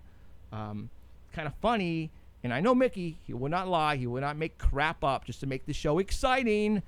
If he says it wasn't there a little while ago, it wasn't there, and then we caught on to it, and they might have very well went in and punched it back in. I mean, what do you want me to say? He didn't see what he thought he saw? I'm not going to say that. Maybe they're not labeling it anymore. Like, you just can't scroll by it and it'll label it. So you have But to type it if in. you Yeah, type you it have in, to know then- what it is. Right, huh? Oh, okay. So an on and off switch somewhere where it allows you to do that. So if people want to go and find it and just like hover over that area, they're not going to see the Right. pinpoint. So they have to type it in search, and it's going to come Yeah. up. Right. Oh. Now, let me tell you people how I narrowed it down to there. On the Doppler radar, you can see US 50 and how it kind of curves to the northwest. You can see that on the Doppler radar image. And what I did was I found that where that jogs to the northwest on Google Earth and narrowed it down to that approximate area of where that's at. So if they're curious how I came up with Oxbow, that's how I did it. Okay. Well, okay. Well, you're hearing it from Mickey. All right. He just told us what he tried to do and didn't find it, and now it all of a sudden it showed up. We're gonna let you just. See, now after you get off the show tonight, type in Google search Operation Oxbow and see what comes up, because I'm almost positive I read something about a government thing called Oxbow. All right, let's look That it was up the right now. name of it. I'm almost positive, Hold on, but it's been a while. I delve in down to these little rabbit I got- holes all the time. I got Operation Overlord. Overlord? No. No. Oh, damn it. Oxbow. that would be Obama. Oh my God! There's an actual thing that says Operation Expo. Operation Oxbow, a feasible study for the establishment of a medium high altitude training camp for middle and long distance runners. That's not right. Okay. Mhm. Goes into well, yeah, I am. Gosh, there's something going on with my. Okay, I'll let you look it up. All right. So okay. All right, Mickey. Okay. Thanks, dude. You Yeah. are again, for everybody who does not believe in all this, Mickey is one of those guys who is truly a non-believer in this stuff, but he's finding these things on his own, and it's making him think a little bit. So It's awesome when he comes on the air and talks to you in person, because it's not like we're not making this stuff up. It's coming from him. And being in law enforcement, he's the type of guy who needs to see the stuff firsthand. It can't be word of mouth. It's got to be there. It's all science. That's what he does. So, all right, Mickey. Any more stuff like this, dude? You call me up and you cuss me out, and you whatever you're gonna do, you make me aware of stuff that you find in the near future. Okay? If I have the Men in Black show at my door tonight, I'll give you a call. Right on, dude. All right, Mickey. Thanks, man. Bye, Mickey. We'll let you know when we're gonna go up. Okay? All right. All right. Thanks. Now. Okay. See you, Alan. Later, bro. Bye. See ya. Yeah, you guys put those pictures up of that rock formation. And I remember when we went there, I couldn't go walking up the hill, and you guys walked up the hill, and I was sitting there with binoculars watching everybody walk up the hill. Right. Man, you guys have so much fun. Oh, it's Heidi time. Heidi time. Hey, 6:30. Call her up. It's I'm 6:30. Heidi. She's been in chat for a little while. Hi, Heidi. Right, Heidi. Where's she?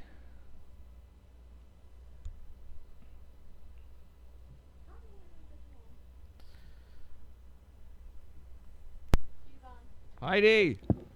Hey. Yay, she's What alive. about time? I know. I'm so sorry I left you guys alone. I was afraid you guys were going to rip the place down, but it looks in pretty good shape over there. Yeah, not bad. We made some changes since you've I been see. out. Yeah, it's like a Disneyland ride All right. now. So what is going on with you? Are you okay? Yeah. I'm okay, as well as I can be for now, I guess you could say. But, yeah, I'm all right. Not bad. I'm in one piece so far. How are you guys? Good. I mean, Right now I'm in one piece. I don't know about in a week or so. yeah. I mean, everybody's getting over these whatever flu bug that's going around, and it's pretty much knocking everybody down to the ground for about a week or two, and so yeah. So I don't know what it is. I don't know if it's like that all over the United States, or is it just here, or because of the chemtrails? I don't know, man. So, but it's one of No, those I things. actually had heard that there was another round of odd flu stuff going around, Okay. even here in the Midwest. So Okay, well then Really? that's what it must be then. So, Yep. all right, Heidi. Well, you've been gone for a long time. Why don't you give everybody the 411 on who you are? Oh God, I am a mystery guest. How's that? I love to write on anything and everything out of the ordinary, and I've experienced a lot of odd things, and I like to give people a lot of odd advice. So I like to call this segment "Odd Advice." Go figure. Cool. There you go. But I always like to say I'm someone who has been there, seen that, experienced it, freaked out, found some answers, wrote about it, got over it. And now I hope to help others do the same thing and understand this crazy, crazy world of ours. And I invite everybody to check out my main website, which is, drumroll, where's the drumroll? Hold on. HeidiHollis.com. But, and I want to tell everybody, too, if you have a story, if you want some odd advice on things, I don't care whatever it is, if Bigfoot's got his feet up on your coffee table, it might be one of these guys on the show, or it might be a real Bigfoot. We don't know, but we'll put it to the test. So write me at oddadvice@gmail.com. Send your drawings, pictures, theories, comments, all that good stuff. So here we go. How's Right that on. for an intro? Right Is that on. good? Okay, so Heidi has been looking for some cool stuff to talk about, and she sent me some photographs, and those photographs can be viewed right now on the artbell.com website, and they are numbered 1 through 11, and she's going to be talking about them, and I'm going to be placing them on the screen here at Livestream, and for those who are at our artbell.com can view them as well and not lose anything. So let's go ahead and pull number 1 up, and black-eyed children. Actually, is this about the tattoo eyes or black-eyed children? You know what? It's something a little bit stranger than that. And because I have been gone for, gosh, what did I get knocked in the head over a month ago? I wanted to kind of personalize the stories that I'm going to share with you tonight, because I just think that it's overdue, because some of these things that I was getting recently, these stories and comments and stuff from people, I'm just like, you know what? I just got to go there. All right. Okay. So that first picture that you're speaking of, it was sent to me from someone. This is a graphic that, you can see all over the internet. So this is nothing that somebody took a picture of or made. But this correlates to an email that I got. And it says, "Dear Heidi, I've written you an email before about my encounter with the Hatman. Well, I just had another bizarre experience literally today." Now, I got this email this past Friday on the 29th. So they say, "I was walking in downtown Honolulu when I look up and see a rather tall and slender man coming towards me. He was a bit dirty and had dark black dreadlocks, and he was wearing a long black trench coat. When I looked at his eyes, all I saw is that they were dark as the night, and they shined. He looked empty and soulless. It gave me the shivers. I also suddenly felt sad and lonely with a bit of anxiety. I quickly looked away, turned, and went the other direction. Now, mind you, this was broad daylight, so I saw him clearly. Anyways, this is what his eyes look like." So he sent this picture. "If you get the time, can you please go more in depth about black-eyed people or children? Thank you, Brian." Now, okay, I gotta share with you guys something. This is freaky, okay? I knew this guy who was from Honolulu, but he also lived in California. He went back and forth. He has a big mansion on, was it Diamond Head or something like that in Honolulu? And he told me about a strange situation that happened to him once when he came to one of his onshore adventures into Los Angeles. He wanted to help recent illegal immigrants get settled in the United States. And he dated this, if I remember right, it was like the late 70s. So I guess that at the time, like the United States or something was going to close. This is what he told me, that they were about to make it more difficult for people from China and other countries to come over. So he wanted to try to get these people in the country settled with a home, job, whatever. Okay, so there were all these volunteers, and he was a volunteer. And there was this big warehouse where they had all of these illegal immigrants. And from all walks of life is what he described them as, Mexico, China, whatever. And he went into the office, and he was being shown around. It's just like, and he's like, one half of the warehouse had, these people, kind of in sleeping bags on cots, and little kids and whatever, and families gathered together and trying to be as comfortable as possible as they were processing them. On the other half of the warehouse, there were all of these people that had straight black hair.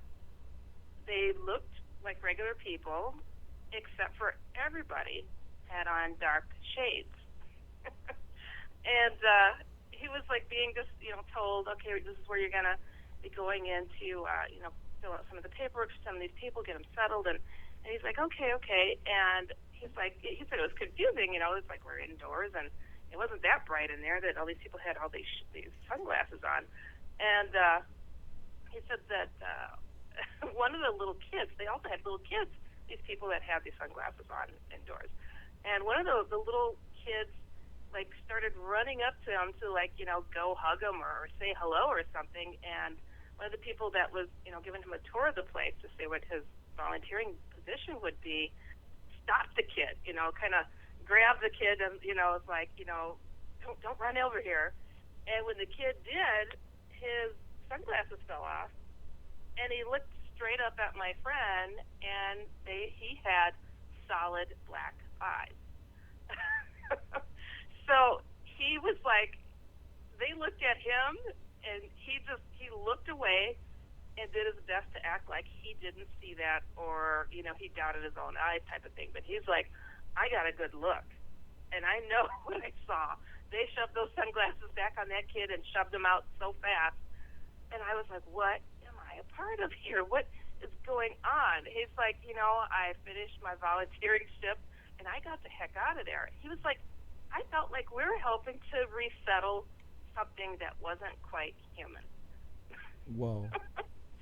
So what does that say?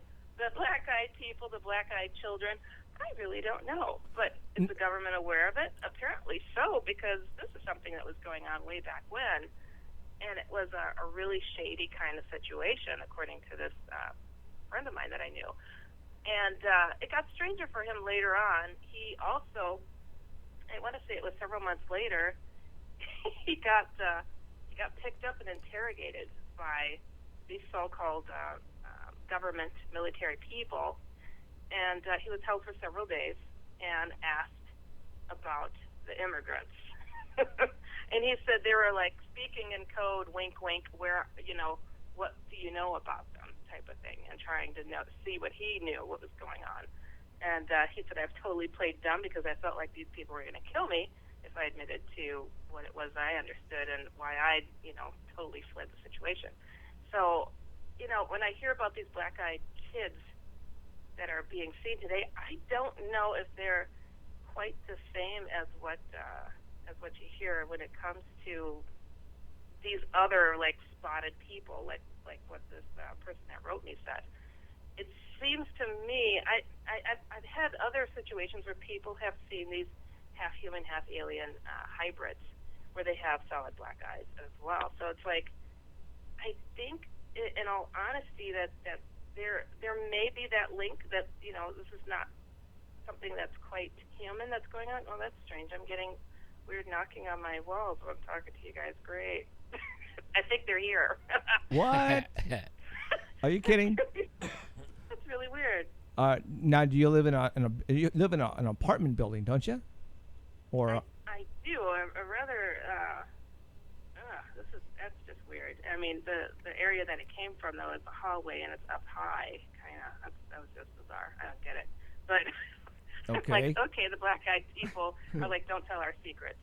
But again, I don't know. It's like, how do you categorize? Here's this guy that saw this, dreadlock guy walking down the beach with a black trench coat on with a solid black eyes. I get these reports every once in a while, but it's like to say, are those alien hybrids? If so, why aren't they, trying to blend in a little bit better, get some, colored contacts or something? I don't know. I wonder. But it's like, I wonder, what's that? They have this new thing fad that my kids have showed me. They shared some things with me about people tattooing their eyes all black.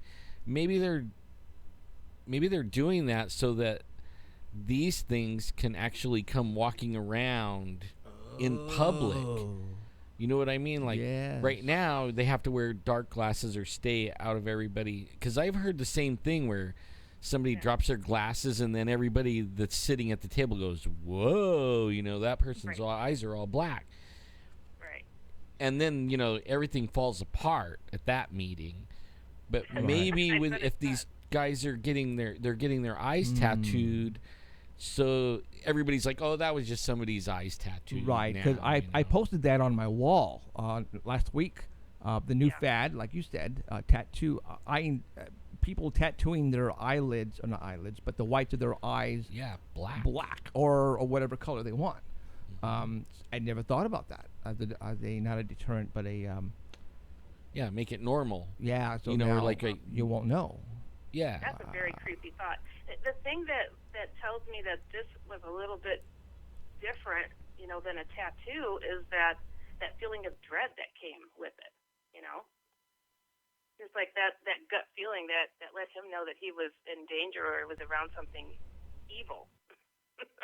So it's like, I've heard of. I even had a friend that wrote me living in Israel that had seen something similar, and it's like just so crazy. It's like back in the day when a lot of people were being abducted and having these human alien hybrid babies.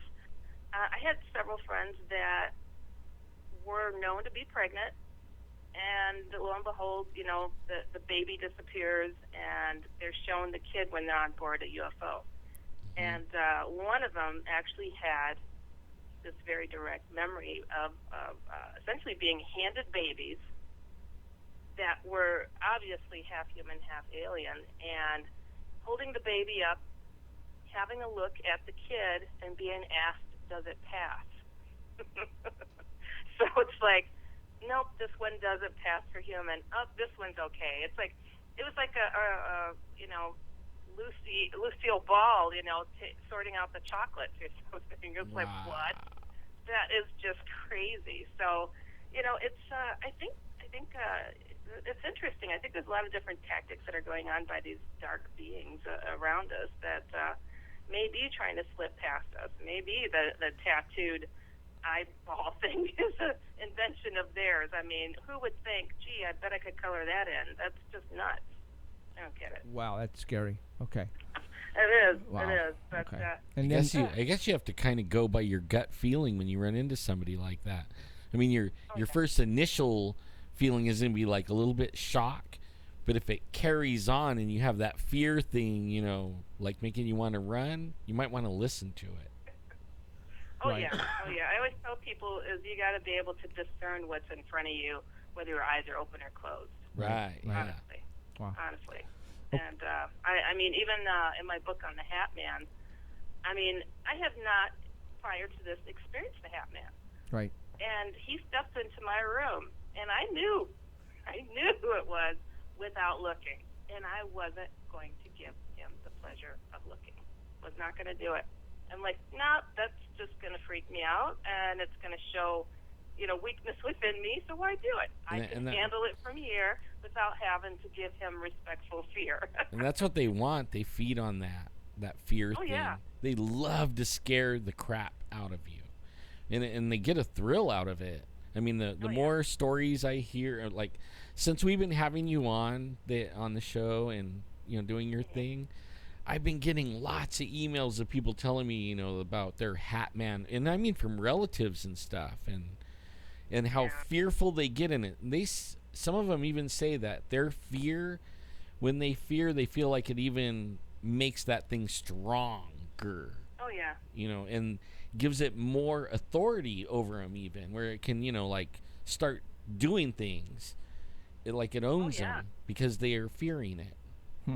Oh gosh, I've been face to face with shadow people where, I mean, that amount of fear makes your knees grow weak. I mean, it's such a debilitating fear. It's like you were trying to scream, but nothing's coming out. It's so difficult to describe exactly what it's like. But man, it's a crazy sensation. So it's like I try my best not to bow down to such a thing and just call on the big guy and just be done with it, because it's like why I'm not a curious person to know how ugly it is. I've seen ugly things. If I don't have to look, I'm not gonna look. Right. That's what happened to me when I saw the Bigfoot. I mean, absolutely. Knees went rubber, skin started wanting to run. My mind was like, what is this? I mean, it was really intense. You get all these real intense emotional feelings, and they last like years. Like every time you recall the thing, you feel it all over again. It's kind of weird. Oh, Wow. Yeah. But what's even cooler, though? When you recall the holy encounters, it's the same awe. It is. You're right. So, the evil's powerful, but the good is even more powerful. So, it happens. All right. Let's go to photograph number 2. All right, number 2. Get this. Okay. There's a personal story attached to this one, because this is a very, very important photograph for myself. This is from Puebla, Mexico, 1994, December 21st. Carlos Diaz, he has an extensive photo gallery, and while taking photos of the eruption of, I'm not even going to attempt this name, I don't know, Mount Popocatépetl?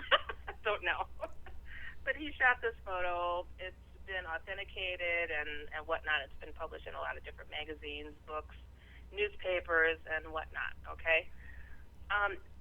Prior to this photograph, I had never seen or even heard of such a UFO before.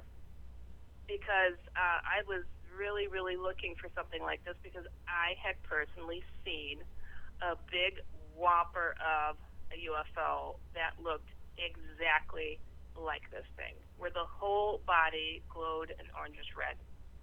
And to share a little bit what happened, I want to say that this was, had to be like 91, 92 or something like that. And a friend of mine and I were driving downtown Milwaukee, and it was night out, and it was fairly late at night, and I looked out the window. She's driving, and I looked out the window, and I'm like, oh, gosh, what is that bright light over there? And my friend looks over my shoulder. She's like, well, isn't that the moon? I'm like, if it's the moon, it's going to land on us. I'm like, it's coming up quick on us. And I mean, it's like this thing saw me when I saw it in the distance, and it said, oh, let me go say hello to Heidi and her friend, see what they're up to. It was crazy. I'm like, holy smokes, this thing went right over our car. And, you know, just like that movie Independence Day, where you look up and all you could see was the craft, that's how big this mother was. This thing was huge. I faced several football field links. I don't know. It was humongous. And, I mean, it lit up everything. My friend is driving, and she's like, oh, my God. And I'm just looking up, you know, totally in awe, like, oh, this is the moment. You know, I want to take this all in. And I'm looking at the clock, making sure we're not having missing time or anything. My friend's all over the road, and she's like, I don't see this. And I'm like, open your eyes. You're going to kill us. I'm like, this is so cool. She's from Nigeria. She's very superstitious. Man. Yeah, so she was like, this is a bad sign. Yeah. And I am just like, you know, a kid in a candy shop. I was already, you know, interested in the topic, but this was taking the cake right here.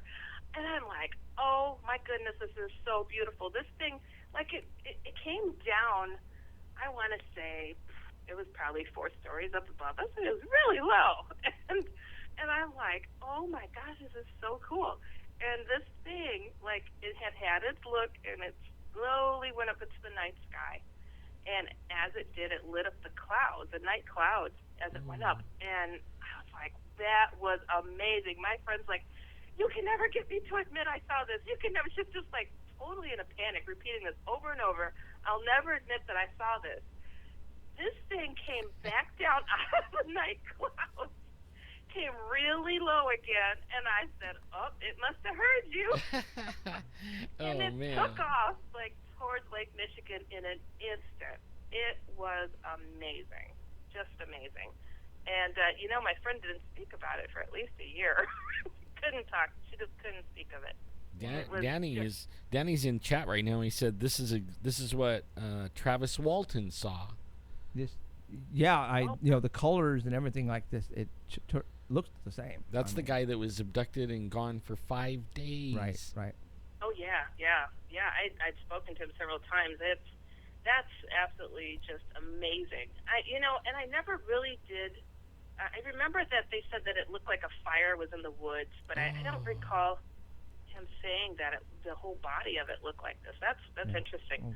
You know, it looked like it was alive. The ship itself looked like it was alive because of the texture, the glow. I mean, I saw no metal, nothing metal. And I mean, I had a really good look at it, and it just ate up the whole sky. Man, it was humongous. It looks good enough to eat to me. It looks like a Werther's. You know, I'm like ready to munch it up. Oh boy! You know what was funny? I called around. You know, I had the mind to call around, and I called the police. I'm like, hey, did anybody say they saw this monster thing? You know, in the sky? You know, and at first I just asked them. I said, did anybody call in about something weird being in the sky? And then he was like, no, but what did you see? And I'm like, well, it was a big glowing orange ball. You know, I didn't know what to say. And I called the airport. Everybody was, no, but what did you see? And I'm like, you know what? I'm just not going to put my name to this and just leave this alone. It was so strange. There was no way that people didn't see this thing. It was downtown Milwaukee, Wisconsin. It was just crazy. But So when I saw this photograph a few years later, I was like, oh my God, finally somebody else got a picture or saw this thing, because I just had nothing to compare it against. So it was really kind of frustrating for a bit, to say, really, Heidi, it didn't have any metal? I'm like, no, it was, the whole thing glowed.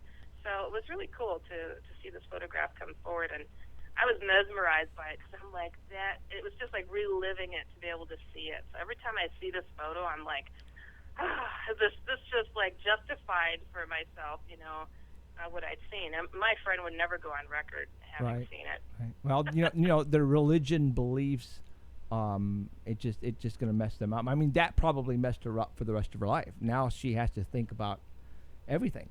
It totally messed her up. It did. It has to have. So. Well, I got to talk to her only one-on-one in regards to it a year later. And, she spoke very quietly and softly in regard to it. And she said, Heidi, you have to, I didn't mean to leave you alone in this reality. I'm like, it didn't bother me. I'd seen other UFOs. That was just the biggest one I'd ever seen. But she was like, you have to understand, I come from Nigeria. There's a lot of voodoo, and I've seen some crazy things in my country. She's like, and, you don't speak of these things. So otherwise, it brings bad things to you. And she bit her tongue for a year, and almost to the day, like she was waiting, to share when she started talking about it. But she didn't talk to anybody but me, so that was weird. That's cool. But so I had to share that one because that's a doozy of a story for myself that really got me on the ball and looking into these topics a lot more. Okay, but, I got picture number 3. Picture number 3. Okay. I love to get into miraculous things, and though I'm not Catholic, I had to highlight this story because it's just so freaking fascinating. And this is something that happened in Cairo, Egypt, 1968 to 1978. Now, this first picture that you're going to see here, it shows this church that is called, let me see here. It's called Mary, hold on, where is this? Virgin Mary Coptic Orthodox Church of Zaytun, Cairo, Egypt. Okay, I'm going to tell. This is a little bit of an in-depth story, but I just think that people would find this fascinating because it's just something that, especially from Egypt. I mean, this is the stuff, Egypt. right? Something that a lot of people don't talk about. So I think. And stories like this, you only hear from.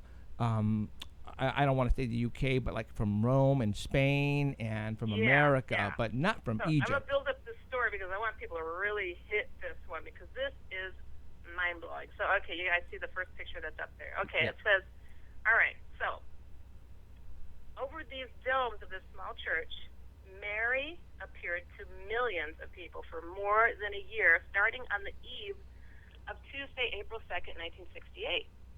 This church has 5 domes. The central large dome stands up about 12 meters above the ground surface, and it's surrounded by 4 smaller domes. Each of them is raised 9 meters above the ground. So, again, starting Tuesday, April 2nd, 1968, Virgin Mary appeared in different forms over the domes of the Coptic Orthodox Church, named after her. So this is Zaytun, Cairo, Egypt again, and Reverend Father Constantine Mosa was the church priest at the time of these apparitions. And sometimes Mary would appear only for a few minutes, but also up to several hours. Okay, so you go to that next picture, and that shows a better photo of the church, more up to date. And then the following one shows what it looked like back then in 1968. Okay, so that is, well, let me take a look here. Okay, so now looking at, going on to picture 6, Mary was reportedly witnessed by millions of people who came from all over the world who either traveled or lived in Egypt. And it didn't matter what religion the people were. I don't care if they were Muslim, Jewish, Protestant, Catholic, and even those who claim not to be religious. They all reported seeing these apparitions of Mary, and there were even reports where people that were sick got cured, blind people got their eyesight back, And people, I just think it's interesting that there were several people who were absolute non-believers that, totally converted to be Catholic after these sightings. So that's mind-blowing. But I mean, I guess when you see something like this, it's pretty amazing and convincing. So going to picture 7 and 8.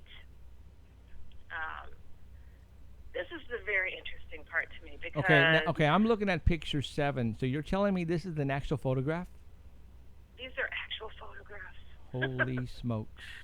Yeah. So what is that, like an apparition? Yeah, that's Mary. I mean, that's for those Catholics.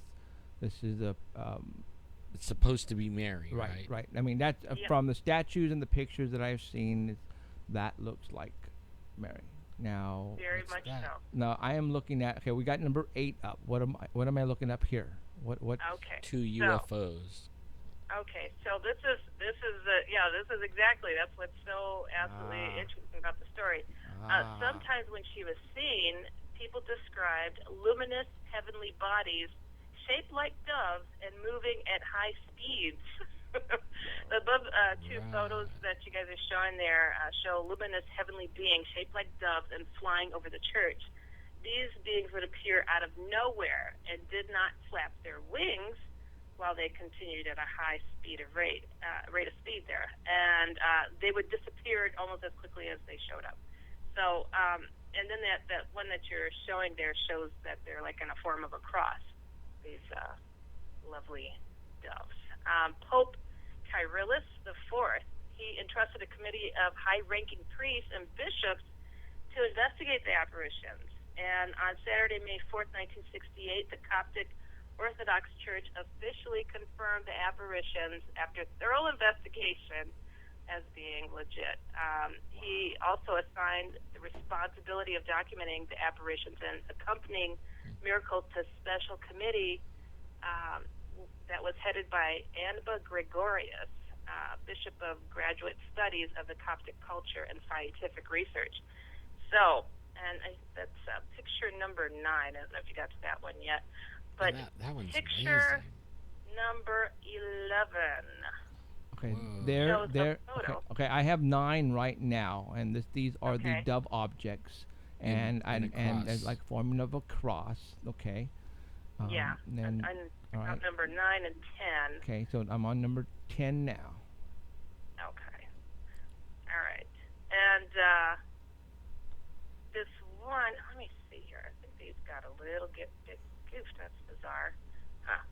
But there's a photo that shows an apparition of the Virgin Mary with the infant Jesus Christ. I have it here listed as number 11. I can't see what you guys are showing right now, but it's bizarre. It's like I had number 10 here, then it switched to 11. Okay, number 10. Doo-doo-doo-doo. God only knows. Okay. But the apparitions were also approved by the local Catholic patriarch, Cardinal Stephanos, who stated that the apparitions of Mary at Zaytun were beyond any doubt and were seen by many of his trustworthy Coptic Catholic children.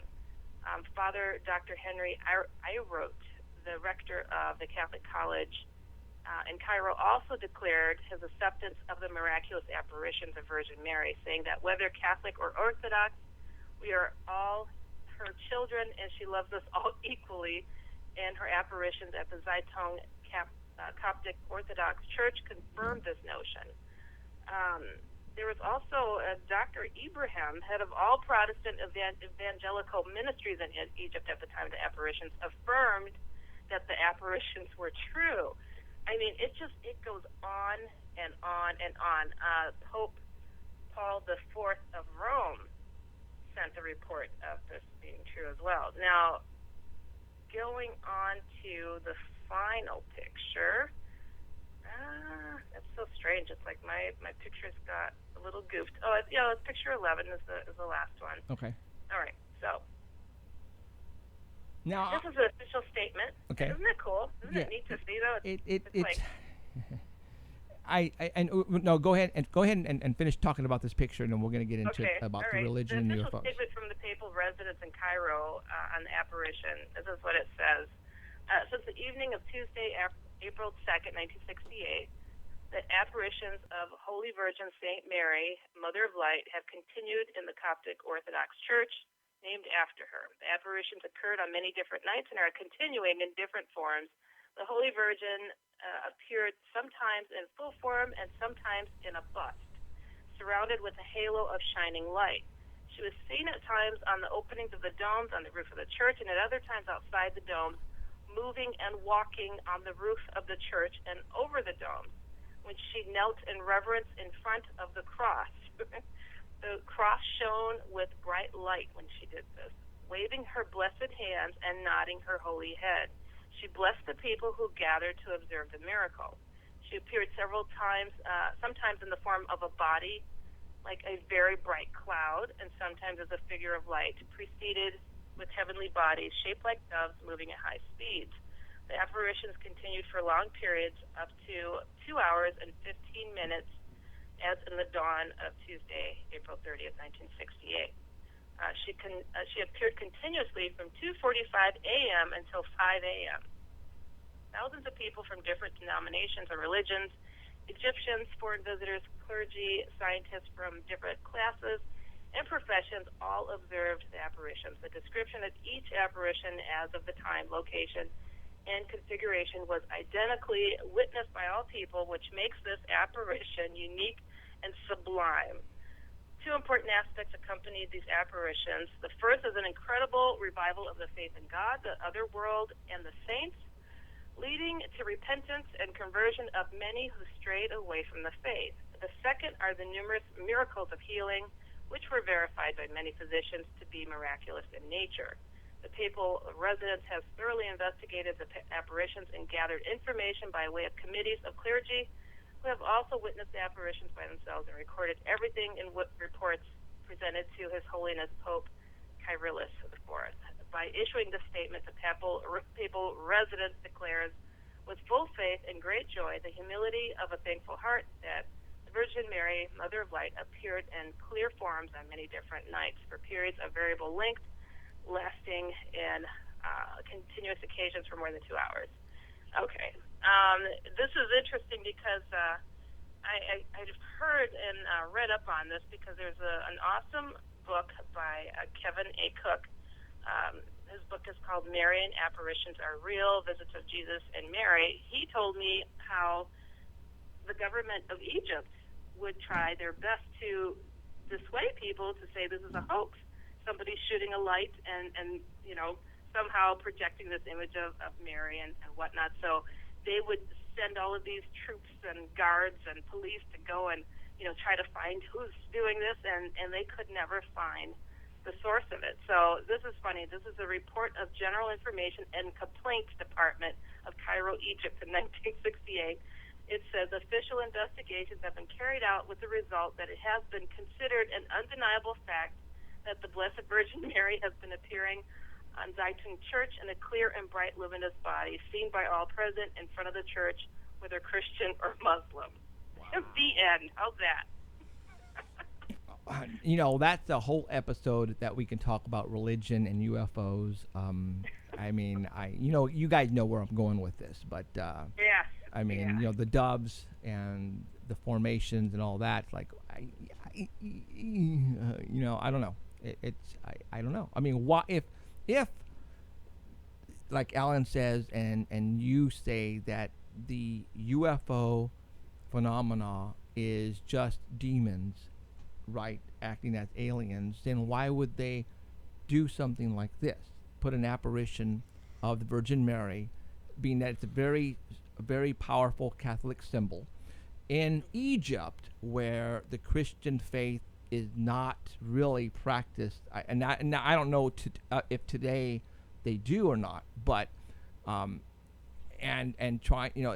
to convert what other religions and Muslims, I guess, in Egypt, over to Christianity. And if that's the case here, why would demons do that if they were demons? Follow me?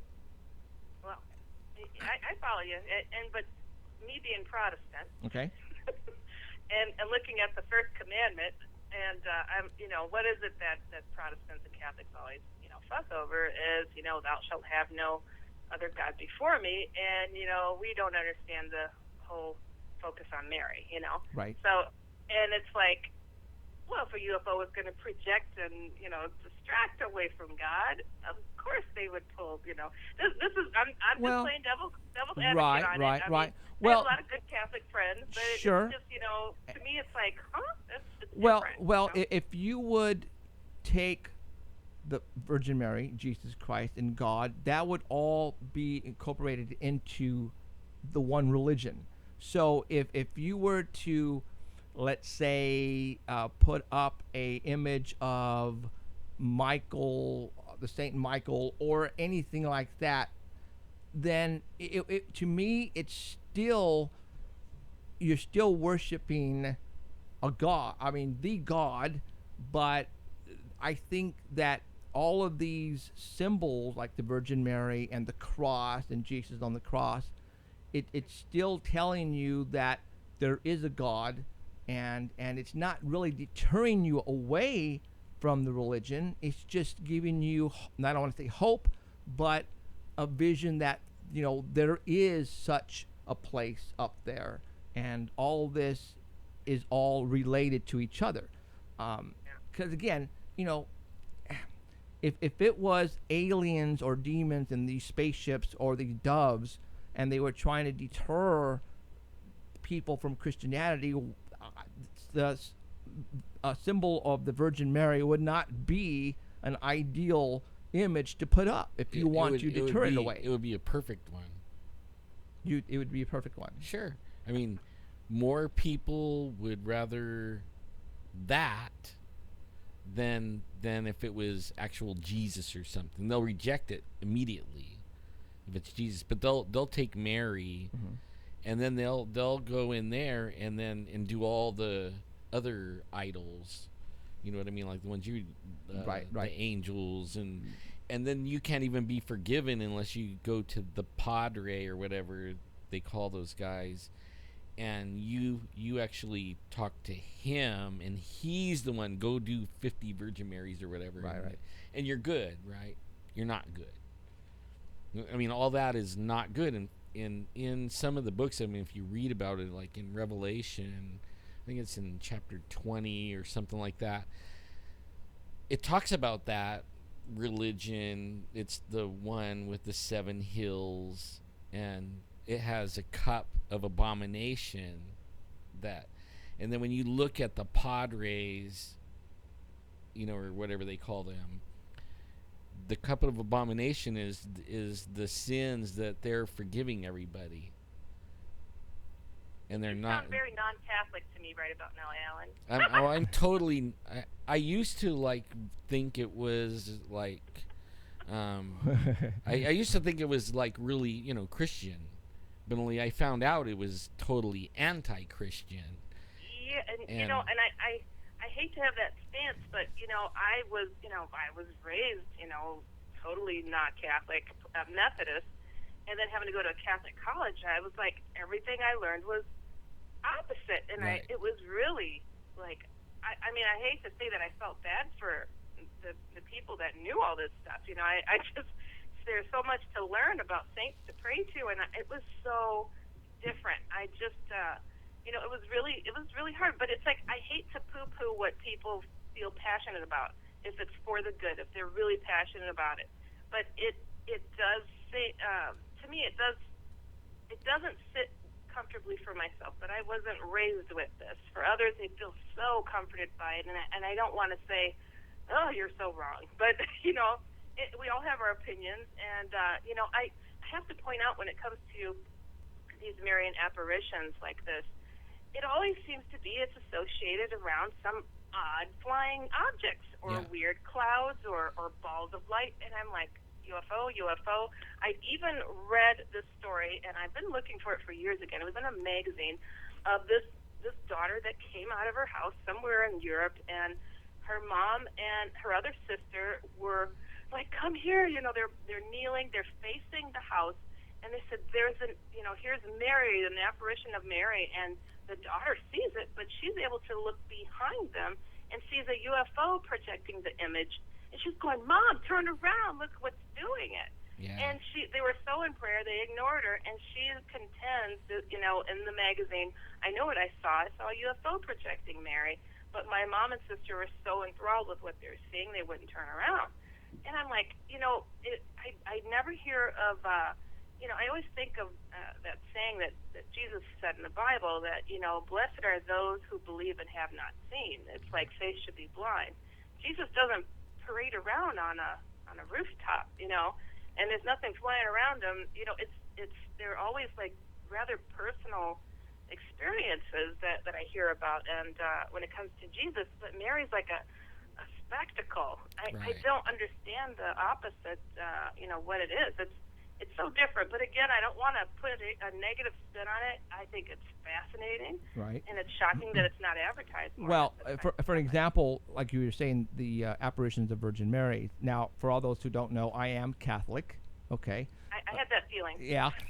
But you guys, don't get me wrong. I mean, I believe in UFOs and the whole 9 yards, and I'm not trying to. Because I'm going to give you an example. You know, people in religion, and we've talked about this a lot, and I still think, you know, to this day, I have family who don't watch this show, don't watch me, because they fear that I'm moving away from religion, moving away from my belief, my Catholic beliefs and all that, because of UFOs and all that. And one of the apparitions that occurred in the 1930s was the Our Lady of Fatima in Portugal. They saw UFOs in that one. See, and that's what I was trying to get at, is that there was very bright lights in the sky. You know, the last I don't want to say wish, but miracle that occurred there was that it rained so hard and everything was so wet that the miracle that occurred was a very bright light, and they say the sun came out from the sky and dried everybody, and dried their clothes, dried the ground. It was like it didn't even rain, and they said that was the miracle of the Virgin Mary. But I see where you're going with this, and it's like, okay, you know, a lot of these apparitions of the Virgin Mary does occur with very bright lights or things in the sky. It does. I have to agree. And that's where now it's got me thinking. And I've been thinking like this for a while now. Okay. It doesn't deter my belief in God. I believe there's an upper power up there. Okay. Right. I believe in God. But you can go back and look at all of these, I don't want to say miracle, but apparitions of people visually seeing a vision of the Virgin Mary, or a cross in the sky or whatever. But you can sometimes say, wait a minute, what if what they just saw was a UFO of some type doing this to everybody, screwing with their minds? And you know, like when Richard Shaw was down here and we were talking about the Torah codes and the darkness, you know, that is something that, you know, he's religious, yep, but he seems to think that, you know, all in the Bible, in the first 5 books, it's, you know, when they talk about bright lights or things in the skies, you know, I think they're talking about UFOs. I really do, because at that time, back then, they didn't know how to describe what they were witnessing. They were witnessing wheels on fire, burning bushes, bright lights, and they were describing them in the certain colors that they know how to describe them back then. But you can just step back and say, wait a minute, what he just described in this particular verse sounds like a freaking UFO. I mean, okay. He made that point, like, I don't know what it's called. You know, I'm not like some Bible scholar or anything. But they wore the plate, and they had the 12 gemstones on it, okay, the priests. Right. And they couldn't go into the inner place where the mercy seat of God was, I mean, unless they had that plate on. And then God would supposedly talk to them through those gemstones lighting up in different patterns and stuff like that. And they could only go in there one time a year, right? And one time a year, God would talk to him with this plate, gold plate. And the 12 stones supposedly represented the 12 tribes of Israel, or the Jewish community. And he was saying, you know, like, what if that was really high technology stuff that they had, but only they're describing it in terms that they only could describe because they don't know what, you know. Like today we might call it a LED readout or something, you know what I mean? And I mean, it's like I have an iPad. What would they describe that as? You know what I mean? Like what would they call that? You know, or a cell, yeah, or even a cell phone. And you know, you whip out your cell phone and you call the mothership, and next thing you know, something's popping up in front of you. I just had a brain fart. I'm trying to look something up. In the first Indiana Jones movie, they were looking for what? The Ark. Thank you. Gosh dang it, Jeffrey. Come on. See, that's another high technology thing, that they would tie a rope onto the ankle of the priest, so that if he went in there and he wasn't supposed to be in there, they drop dead, right? And they'll be able to pull him out, because if anybody went in there after him, everybody that went in would die. Oh boy. Yeah, I mean, this stuff is really interesting. It is. Stuff. You guys should get that author, Kevin Cook, on. He was a Methodist minister, and then he converted to Catholicism and wrote that book, Marian Apparitions Are Real. He has a ton of information in regard to it. So I just thought it was fascinating that from a minister it is real. In fact, right now, if you go and Google the Catholic, what the news is today, nowadays Nowadays, the Pope is talking about blessing. If the aliens come down, they're gonna bless them, right? Now, I mean, they're ready to bless them. We've talked about for those who watched our last 3 shows ago, I think with Richard Shaw, about the Jewish priest. Right. He has a vest. I don't want to say the vest, but it's a plate. A plate that they wear on the chest with colored stones. Well, I just looked up the Indiana Jones, the first movie, when they're on that island, you guys, and the priest is just about to open the ark, and I'm looking at how he's dressed, and he has that plate right on his chest for all those who want to know what it looks like. Go check it out. It just dawned on me. Look and see and there it is. So take a look. Very cool. But anyways, religion and UFOs, I think there is a correlation in there. Well, they've been around forever, since the Bible. Definitely. Yeah. And they have been, people back in the days, 3,500 years ago, have been witnessing these things in the sky. So if it's in they have been witnessing. So there's definitely something going on there. We can definitely talk about this. Well, we're going to. I mean, we probably could give everybody a little heads up on one of our next guests coming. Can we? No, I don't want to. Oh, okay. Because we are going to dig into this. Yeah. Do you have time for one of my emails that were really quick, because we only got 30 minutes left, and I still have a couple more things I want to talk about. But go for it, really quick. It's so good having you back, Heidi. Really quick. Okay. Yes, it's good having you back. Oh yeah, same here. It's awesome to be back. Oh my goodness. And it feels like you never left already. Okay, go for it on your email. Okay, all right. This one says, Dear Heidi, my name is Timothy, and I'm a member of your group on Facebook called Paranormal Pledge. I recently finished my second year at college in Ashland, Wisconsin. While I was there, I started my own paranormal research group, NPRI, Northwoods Paranormal Research and Investigation, and we began to conduct investigations in the basement of one of the oldest buildings on campus, and the one with the most ghost stories, of course. Woohoo. I had an unpleasant meeting with a tall shadow man while sitting in the basement one night before Christmas break. I went home for 2 weeks after and never had any problems or experiences. It all started when I came back to my college. I began to have dreams in which my best friend would come to me and tell me I was mean to her when we were dating and that I was the sole reason we broke up, etc. Just bad things that are not true and she would not say. Well, I began to believe them as we were in the middle of a stretch of not talking to each other. It happens when she is really busy. I became depressed and didn't want to go to class or talk to anyone or leave the room.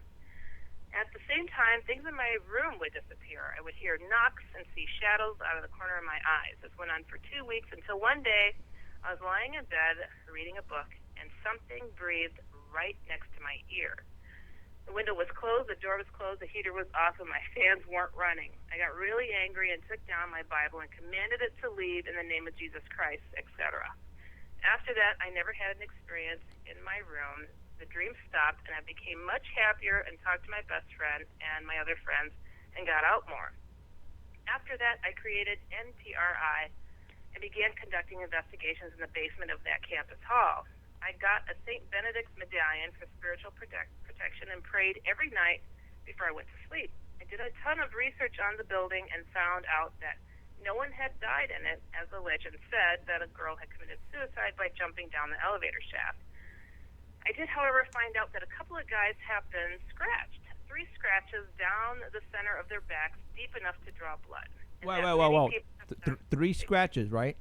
3. Yep, 3. So, Yeah, okay. that's typical, right? Kind of like our picture, huh? Kind of like the Earlier. chemtrails, 666. Okay, go ahead. Yeah. And that many people Emerald have done just gave me the Ouija evil eye. Yeah. Many people have done Ouija board sessions and possibly even seances in the basement bathroom, which is the room with the darkest energy. Well, bathrooms are dark anyways. I was told by a student that it was at the end of the 5th of these sessions when a dark shadow man appeared in the doorway. Myself and my team have captured many EVPs in that basement with 2 distinct voices, a female and a dark male voice. For example, the first EVP we got was, "It's him, watch out." It sounds like a scared female whispering. Minutes later, after asking questions, we hear the female again say hello in a very sad, drawn-out way. This is immediately followed by a dark male voice saying, "I'll hurt you." My questions for you are, could the experiences that I had after seeing the shadow man have been a form of demonic oppression? Could the repeated Ouija board sessions in the basement have invited him into the building along with the female spirit? Is he a danger to students living in the dormitory? Thanks for reading this long message. I just want answers as to what I experienced and what myself and my team are dealing with. You can visit my website, ncparanormalresearch.webs.com. You know what? Thank you for your time. Okay. The guy that it was named Charlie. Okay. No. I was gonna talk about that after this, but go ahead. Never mind. No, you know, the oppression thing, I think that's a given. I think that Timothy's right on. I mean, Yep. Alan and Jeff, I'm sure you agree that, you know, when people start feeling isolated, how they start to isolate you so they can start taking advantage of you. I mean, that's a given. Ouija boards, hello. I mean, they might as well just spell portal on the outside of the box. And my wife was reading something to me the other day, and she was saying that Ouija board sales have outpaced all other board game sales this year. Come on, you're kidding me. Nuh-uh. And then my wife was shocked. She's like, "Oh my God, do they know what they're doing?" You know. But yeah, it's the #1 seller right now. I just got a pit in my stomach. He said, "That's horrible. That's horrifying." Yep. Well, we're going to be really busy then. That's what that means. I have been busy. Let me tell you, Heidi, for the past 3 weeks. Charlie's. I've been not only that, but Ouija boards and stuff in general too. Really? So I've been getting phone calls. It's crazy, but yeah. That Charlie game is stupid. Yeah, I'm just, I've heard of it so much where people are calling this Charlie. It's like the Bloody Mary thing that people used to. Yes, used to do back I in the forgot day, about that. know? You know what? For all those who don't know, my wife, Cheryl Diane, whatever her name is a school teacher, and all the kids on campus, elementary school, are playing this Charlie game. You know, thank you Facebook. Right? You know? There is some things about Facebook that is And good, that's one thing that's bad. I have been getting calls on my 24-hour hotline from these kids, literally from Tennessee. Matter of fact, I had a phone number right now that I was going to call and talk to the kids and see if they want to talk about what they experienced. But I don't know if we're going to have any more time. We don't have time this time. But they say, you know, they're doing the Charlie thing, and they think they have called in a demon. And then they want to know, what do we do? And I'm all, and they asked me, and I go, why in the world would you want to call in a demon in the first place? And they would go, well, we wanted to know if it worked. Well, you now have called in a demon, so now what are you going to do? And and they would hang up the phone. It's I've gotten 5 calls, and Cheryl has been actually there for about 4 of them when I would have to, help them, and it's crazy. But anyways, okay, all right, Heidi. That's sad. Yeah. Well, I mean, and then he asked if it's a danger to his students. I would say yes, and I would say that. I don't know what it is, but Ouija boards, yes, they pull in a portal, and these dark things like to hang around, and he probably just drug a soul with him. She may not be attached to the area; she's attached to him. Right. And she's warning you, he's coming. It's call him Charlie, call him Bigfoot. No, call him Bigfoot. Bigfoot's supposed to be nice. No, he's not nice either. But call him whatever. I mean, a demon's a demon. Yep. And I don't care what kind of definition people put on it. If it's rotten, it's rotten, and try to stay away from it. But Tim, I think you're on the right course as far as the oppression, the Ouija board, and him being a danger for sure. So, oh my goodness, there's so much going on out there, you guys. Maybe some of these shows will get some of these Charlie stories because, man, they're getting kind of dry. Some of these, you want to. My paranormal witness and a haunting. I'm like, come on, get some of these more recent stories. There's a lot out there. There is though. All right, Heidi. Yeah. Stay well, please.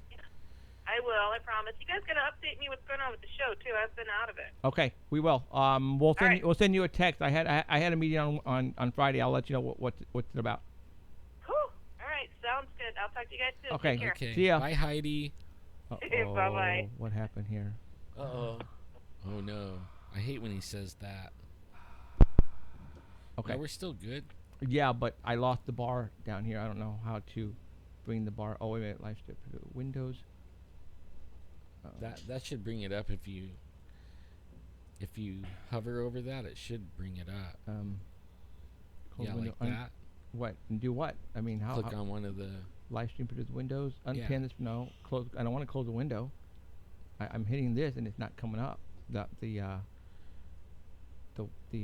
whatchamacallit. Try reducing that. Jeff's about to shut everyone off right now. Oh God, I hope this doesn't happen. Wonder if he already did. And No, didn't know it. no, I don't think so. I think we're still going.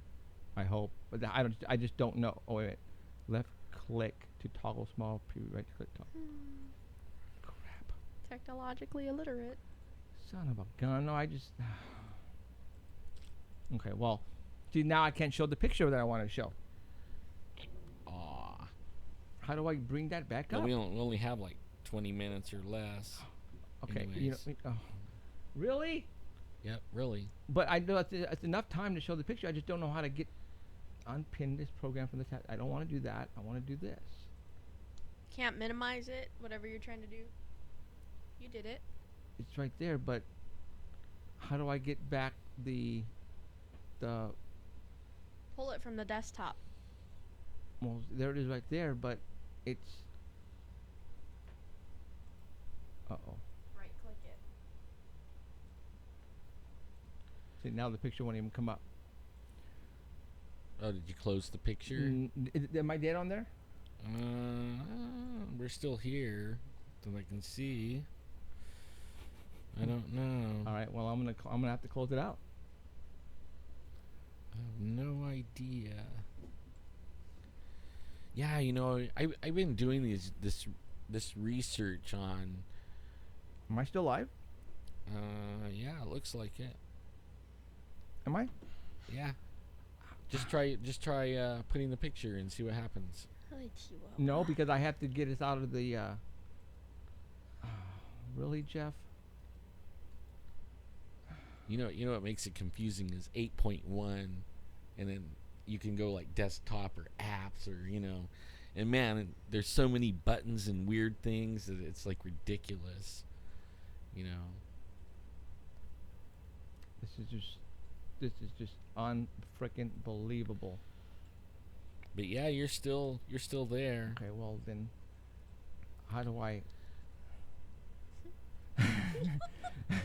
How do I get out of? I mean, how do I get my bar at the bottom? I have no idea. What do you mean your bar at the bottom? My If it serves drinks, I'm ready for one. Right? I usually have a not a bar, a task bar. Yeah, it's like a control The panel. control panel. Mm. How do I get it back up Good question. from live stream? Try opening that. I did. Like it's already open. Hmm. Wow. I don't know. And I don't want to unpin this from the program taskbar. I mean, it's. Yeah, Wow. Well, you could unpin it and then pin it back later. Yeah, but I don't know. It probably won't do anything. I can't if close you the window. unpins How do it, I yeah. shut the window off? You exit it. Yeah. Good question. See, it won't let me. Yeah, see Click the Windows key. Where's the Windows key at? that. Oh my gosh. Oh, I know why. I mean, but would it be It might be in like the last things you were doing. You know what I mean? event program and feature task manager? Sorry, guys. I'm trying to bring this up. I can't. I really want to show you this picture. Yeah, you know, like I've been researching some of this stuff that we've been talking about. Like the thing that's blowing me away is the Muslim thing. I mean, did you hear about where those guys went and surrounded that mosque? And the guys were armed, and they surround this mosque, you know, and I hope it doesn't turn into a thing where, you know, I don't agree with Sharia law, and I don't agree with, you know, those people, you know, if you don't bow to Allah, they cut your head off. You know, it doesn't even matter what religion you are. You just have to be only their religion, you know. And I'm like, anybody should believe whatever they want to believe type thing, and they should research or follow how they feel, you know. But only nobody, like, I hope the United States doesn't do this knee-jerk reaction thing and start going and hurting people that probably would be really good neighbors. You know what I mean? They're not all Well, it's like what we did to the Japanese. exactly. Yeah. And that's what I hope doesn't happen. And I mean, the Japanese they forgave us, and they are some of the best farmers. And I have friends, you know, but only we need to not like bunch everybody up into, you know, pins and- Stereotypes. yeah, you know, and it seems like America is so. There's no middle ground anymore. There's no common sense. I mean, Try the Windows key Yeah. on the keyboard. yeah, that might work. It looks like a little Windows square. The symbol. There. By Chihuahua. I can't see. Here. Hopefully he can. Did that work? It didn't work. No, I brought this up though. Now I can't.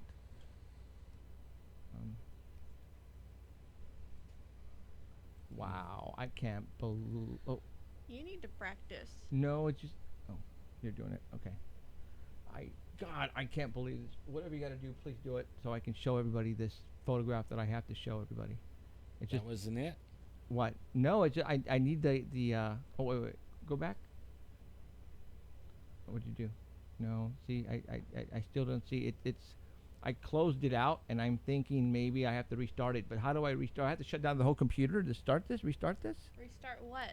The No, live stream. No, you just right click on Okay, and right that, click on that.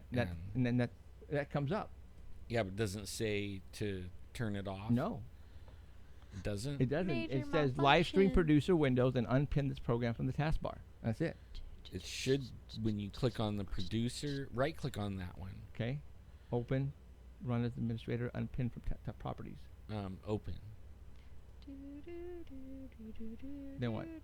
It should be open, but if it isn't, that means that you might have to restart it. There might be another way. Picture next week. No. Okay, hold on. Alan's gonna see if he can do this. Stand by, guys. I know this is sorry about that, but I'd help, but I can't be seen on the camera, so why not? no. Why don't you want to be seen? No. Show control bar. Go Control back. bar. Go back. Show control bar. Control bar. Right there. Control Okay, bar. Alan did it. All right, let's do this. Alan, Okay, just I that got smart. a email, and Hurry up, okay, you got like 15 minutes. from somebody, 30 seconds. and okay, I want to show everybody really quick here a photograph of. That makes good radio right there. You bet. I know. What? Sorry, Keith. What? Okay, everybody sees this. Everybody knows what a TR3B is, right? Yeah. We Or talked every- about, we most talked everybody about in our we- audience. Yeah, we've talked about triangles. People say they don't exist. People say they're top secret. People say they're aliens. We don't know. A lot of people have been seeing these triangles. Everybody know the configuration, the light configuration of a triangle. The three lights on the corners and then a large one at the middle. Right. Right? Okay. And usually the one in the middle is blinking, and the other ones Well, don't. nah, not necessarily. Well, all the ones that I get reported. Okay. you know. Well, okay. Here is in the other one. Just this one here is one I think from Belgium. Yeah. And this one is very famous. And they say that one's like the most legit because it Right. shows a magnetic anomaly, like. on these lights and Yeah, and if they're electromagnetically Right. gravitational thing, that's what you would see. Okay. So I got a message that somebody wanted to send me a photograph of an object that was given out by NASA. And here it is for the first time probably ever that you're going to see this. Are you guys looking at this? What does that look like to you, Alan? That looks like a triangle Looks craft. like a triangle craft, Yep. right? And it is from NASA. And look at the shape.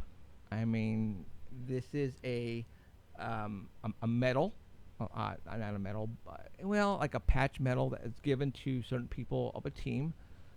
This one was from 1989.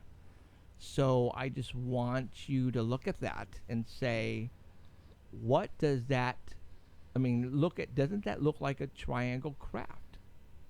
I'm going to go ahead and take that out, and I'm going to put it to this. All right? So don't tell me that we don't have high sophisticated, top secret, way more advanced than what we are using right now, like these jets, F-16s, and, I actually believe what we were talking about last week, crashing on that mountain, was ours. Oh, yeah, it was ours. I think it was. That was Absolutely. ours. Absolutely. And I have a feeling it was going to or from the base that's right there that people see. People report seeing doors open right out of like the riverbed. Like, what is it? They do gravel company, and it's closed, right? They don't do it anymore. It's a long time ago, and they had tunnels going under the ground right there. They actually see the ground open, and these things come out and fly off right out of the river bottom. Right. All the time I get this. I get this like at least every couple of months, somebody telling me about these. And the ones that have been blowing me away lately is the 2-mile wide ones that when I talked to James Fox about it, and he said, really, we can't make anything 2 miles wide. Where would we hide it? Where could we do it, Okay, well, I'm looking right now at my Paranormal Central homepage, and I would like to say we did it. Yay, we made it. We are at 10,000 followers as of right Holy now. crap. As of 3.5 months ago, we were only at 325. Right now, we have 10,000 guys. Thank you very much for And we're that. coming up on 4,000 in YouTube. Okay. This is crazy. And I know people are saying, wow, you only 10,000. But Yeah, but we're not like Bieber, Justin Bieber. yeah, and or we're not sports stars. We're not putting a well, this is live stream. No, we're talking just strictly live stream. Okay, we're not talking YouTube. Or DRM man, Dark Matter Radio Network. Yeah. So this is awesome. And it's going to keep growing. I tell you, it is going to keep growing, and I just want to say thank you for all those. If you are not followers on Facebook, on live stream, I suggest you do so, because we could very well at any time do an emergency broadcast on live stream, and when we set up a actual show and send out to everyone, we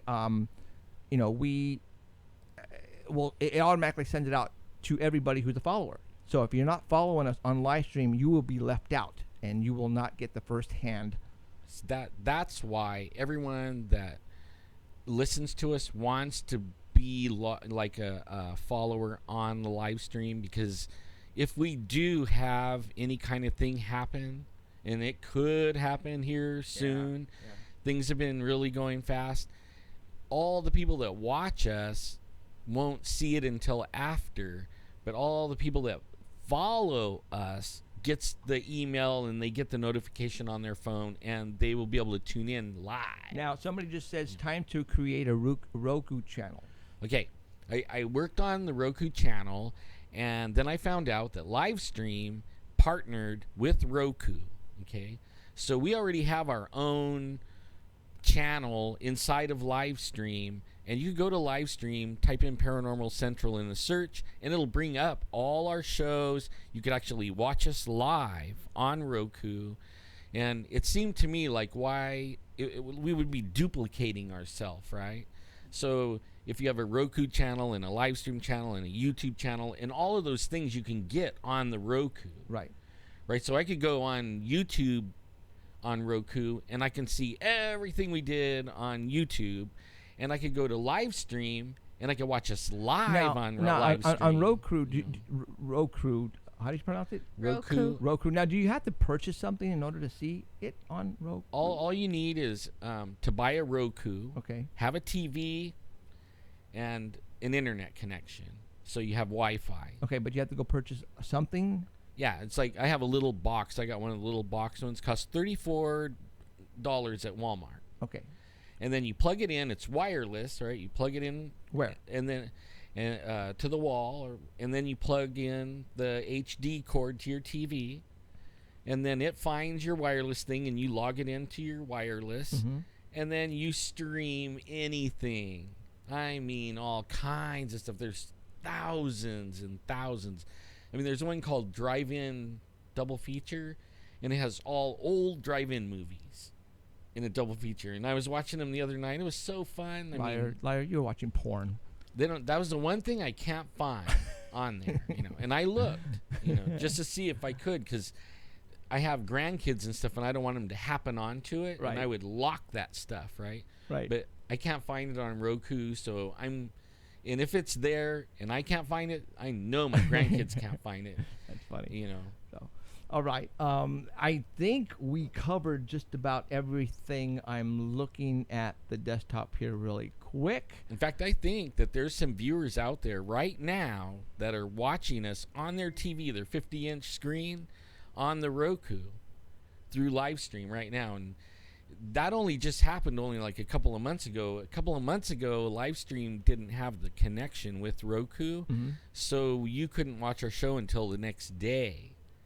But now that they've hooked up and partnered, now you can watch us live. Somebody just said right you better test your channel on your own Roku and then submit it for public channel. Right, yeah, but I'm not going to do a Roku channel. Okay. There's two ways to do it. One, you can get with this one group, and they walk you through it in like 10 minutes. You could build a Roku channel, right? Or you could do it the way Roku has you do it, and you learn code. And I forgot more code than, and I don't want to relearn all that stuff again. It's been a long time since I was coding, and I don't really. I don't really and if we will know hopefully by Wednesday if something is going to happen on that meeting that I had on Friday, and if I actually think that we have some viewers. I actually think there's somebody out there that is excellent at doing websites and would love to work on our website. We can't afford anything until we get a budget, but hey, your work will be seen worldwide, and you can put your logo and push and pump, and we'll push and pump your company name, if you have a company name on everything we do, And I mean, it might be worth it for one of you guys. So we that's are really looking. good. So we are looking for somebody who wants to take over our website and really trick it out and put some movable things in it. Really like make it flash and all that cool. kind of stuff. Make it really Yeah. cool. We are looking for somebody who wants to work with us and go with us to the top. And we're going. And we're going. And we will be there soon. So if you want to be that person, look at Keith and Art Bell, just for instance. I mean, those guys have a tight relationship, and they're going places too, man. It's amazing. Keith was just telling some of the stuff he has, and it blows me away. Makes me jealous. I want some. Want to do that. Hopefully, pretty soon.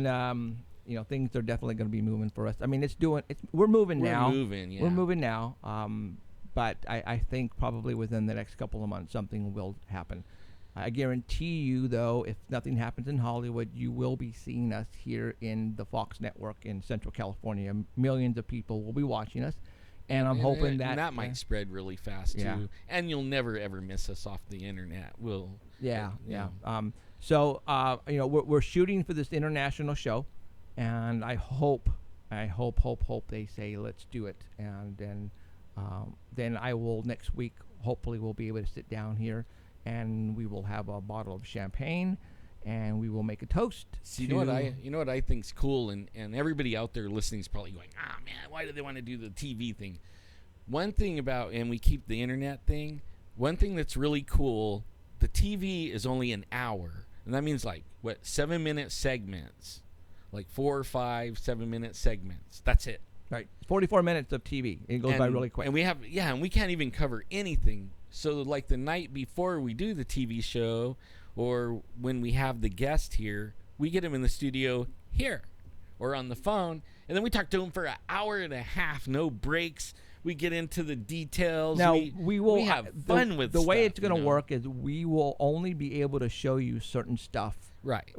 Because obviously, if we're on a major network, then they're gonna want us to themselves. Because why are you gonna watch us on live stream and then talk about the same thing on TV? It's not gonna work that way, unfortunately. So we're gonna definitely have to keep things apart. I think. But there's so much information. Yeah. I mean, we could talk about some really cool stuff. TV, and never get into the TV stuff. This network might say this is the only stuff that you will be able to talk about and give us certain things to talk about, and that's it.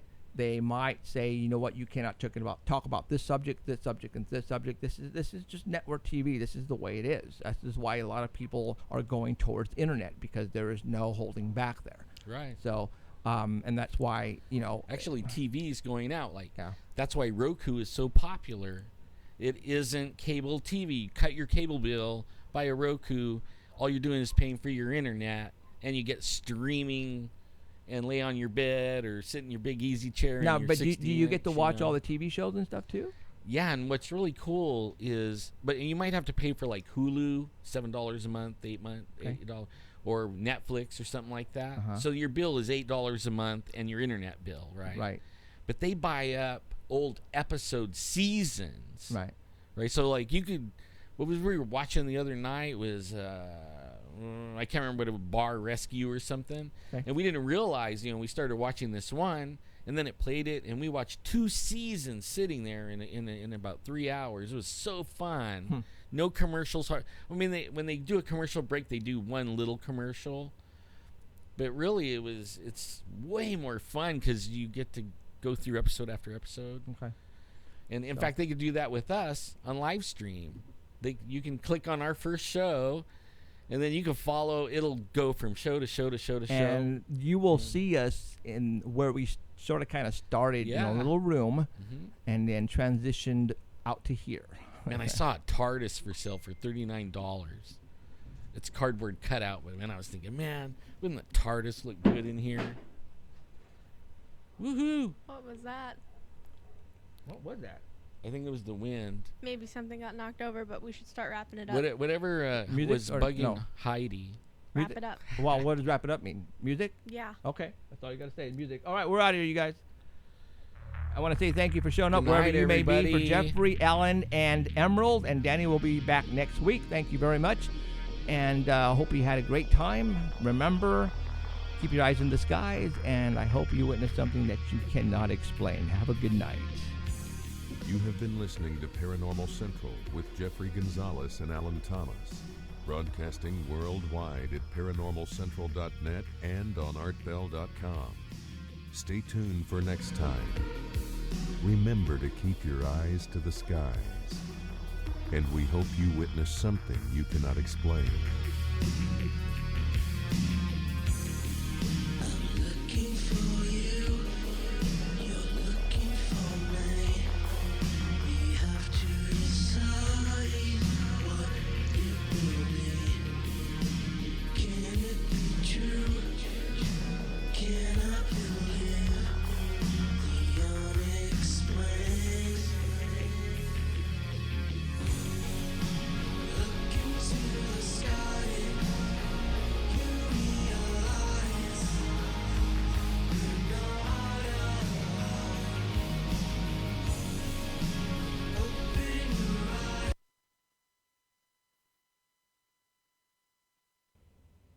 Clear?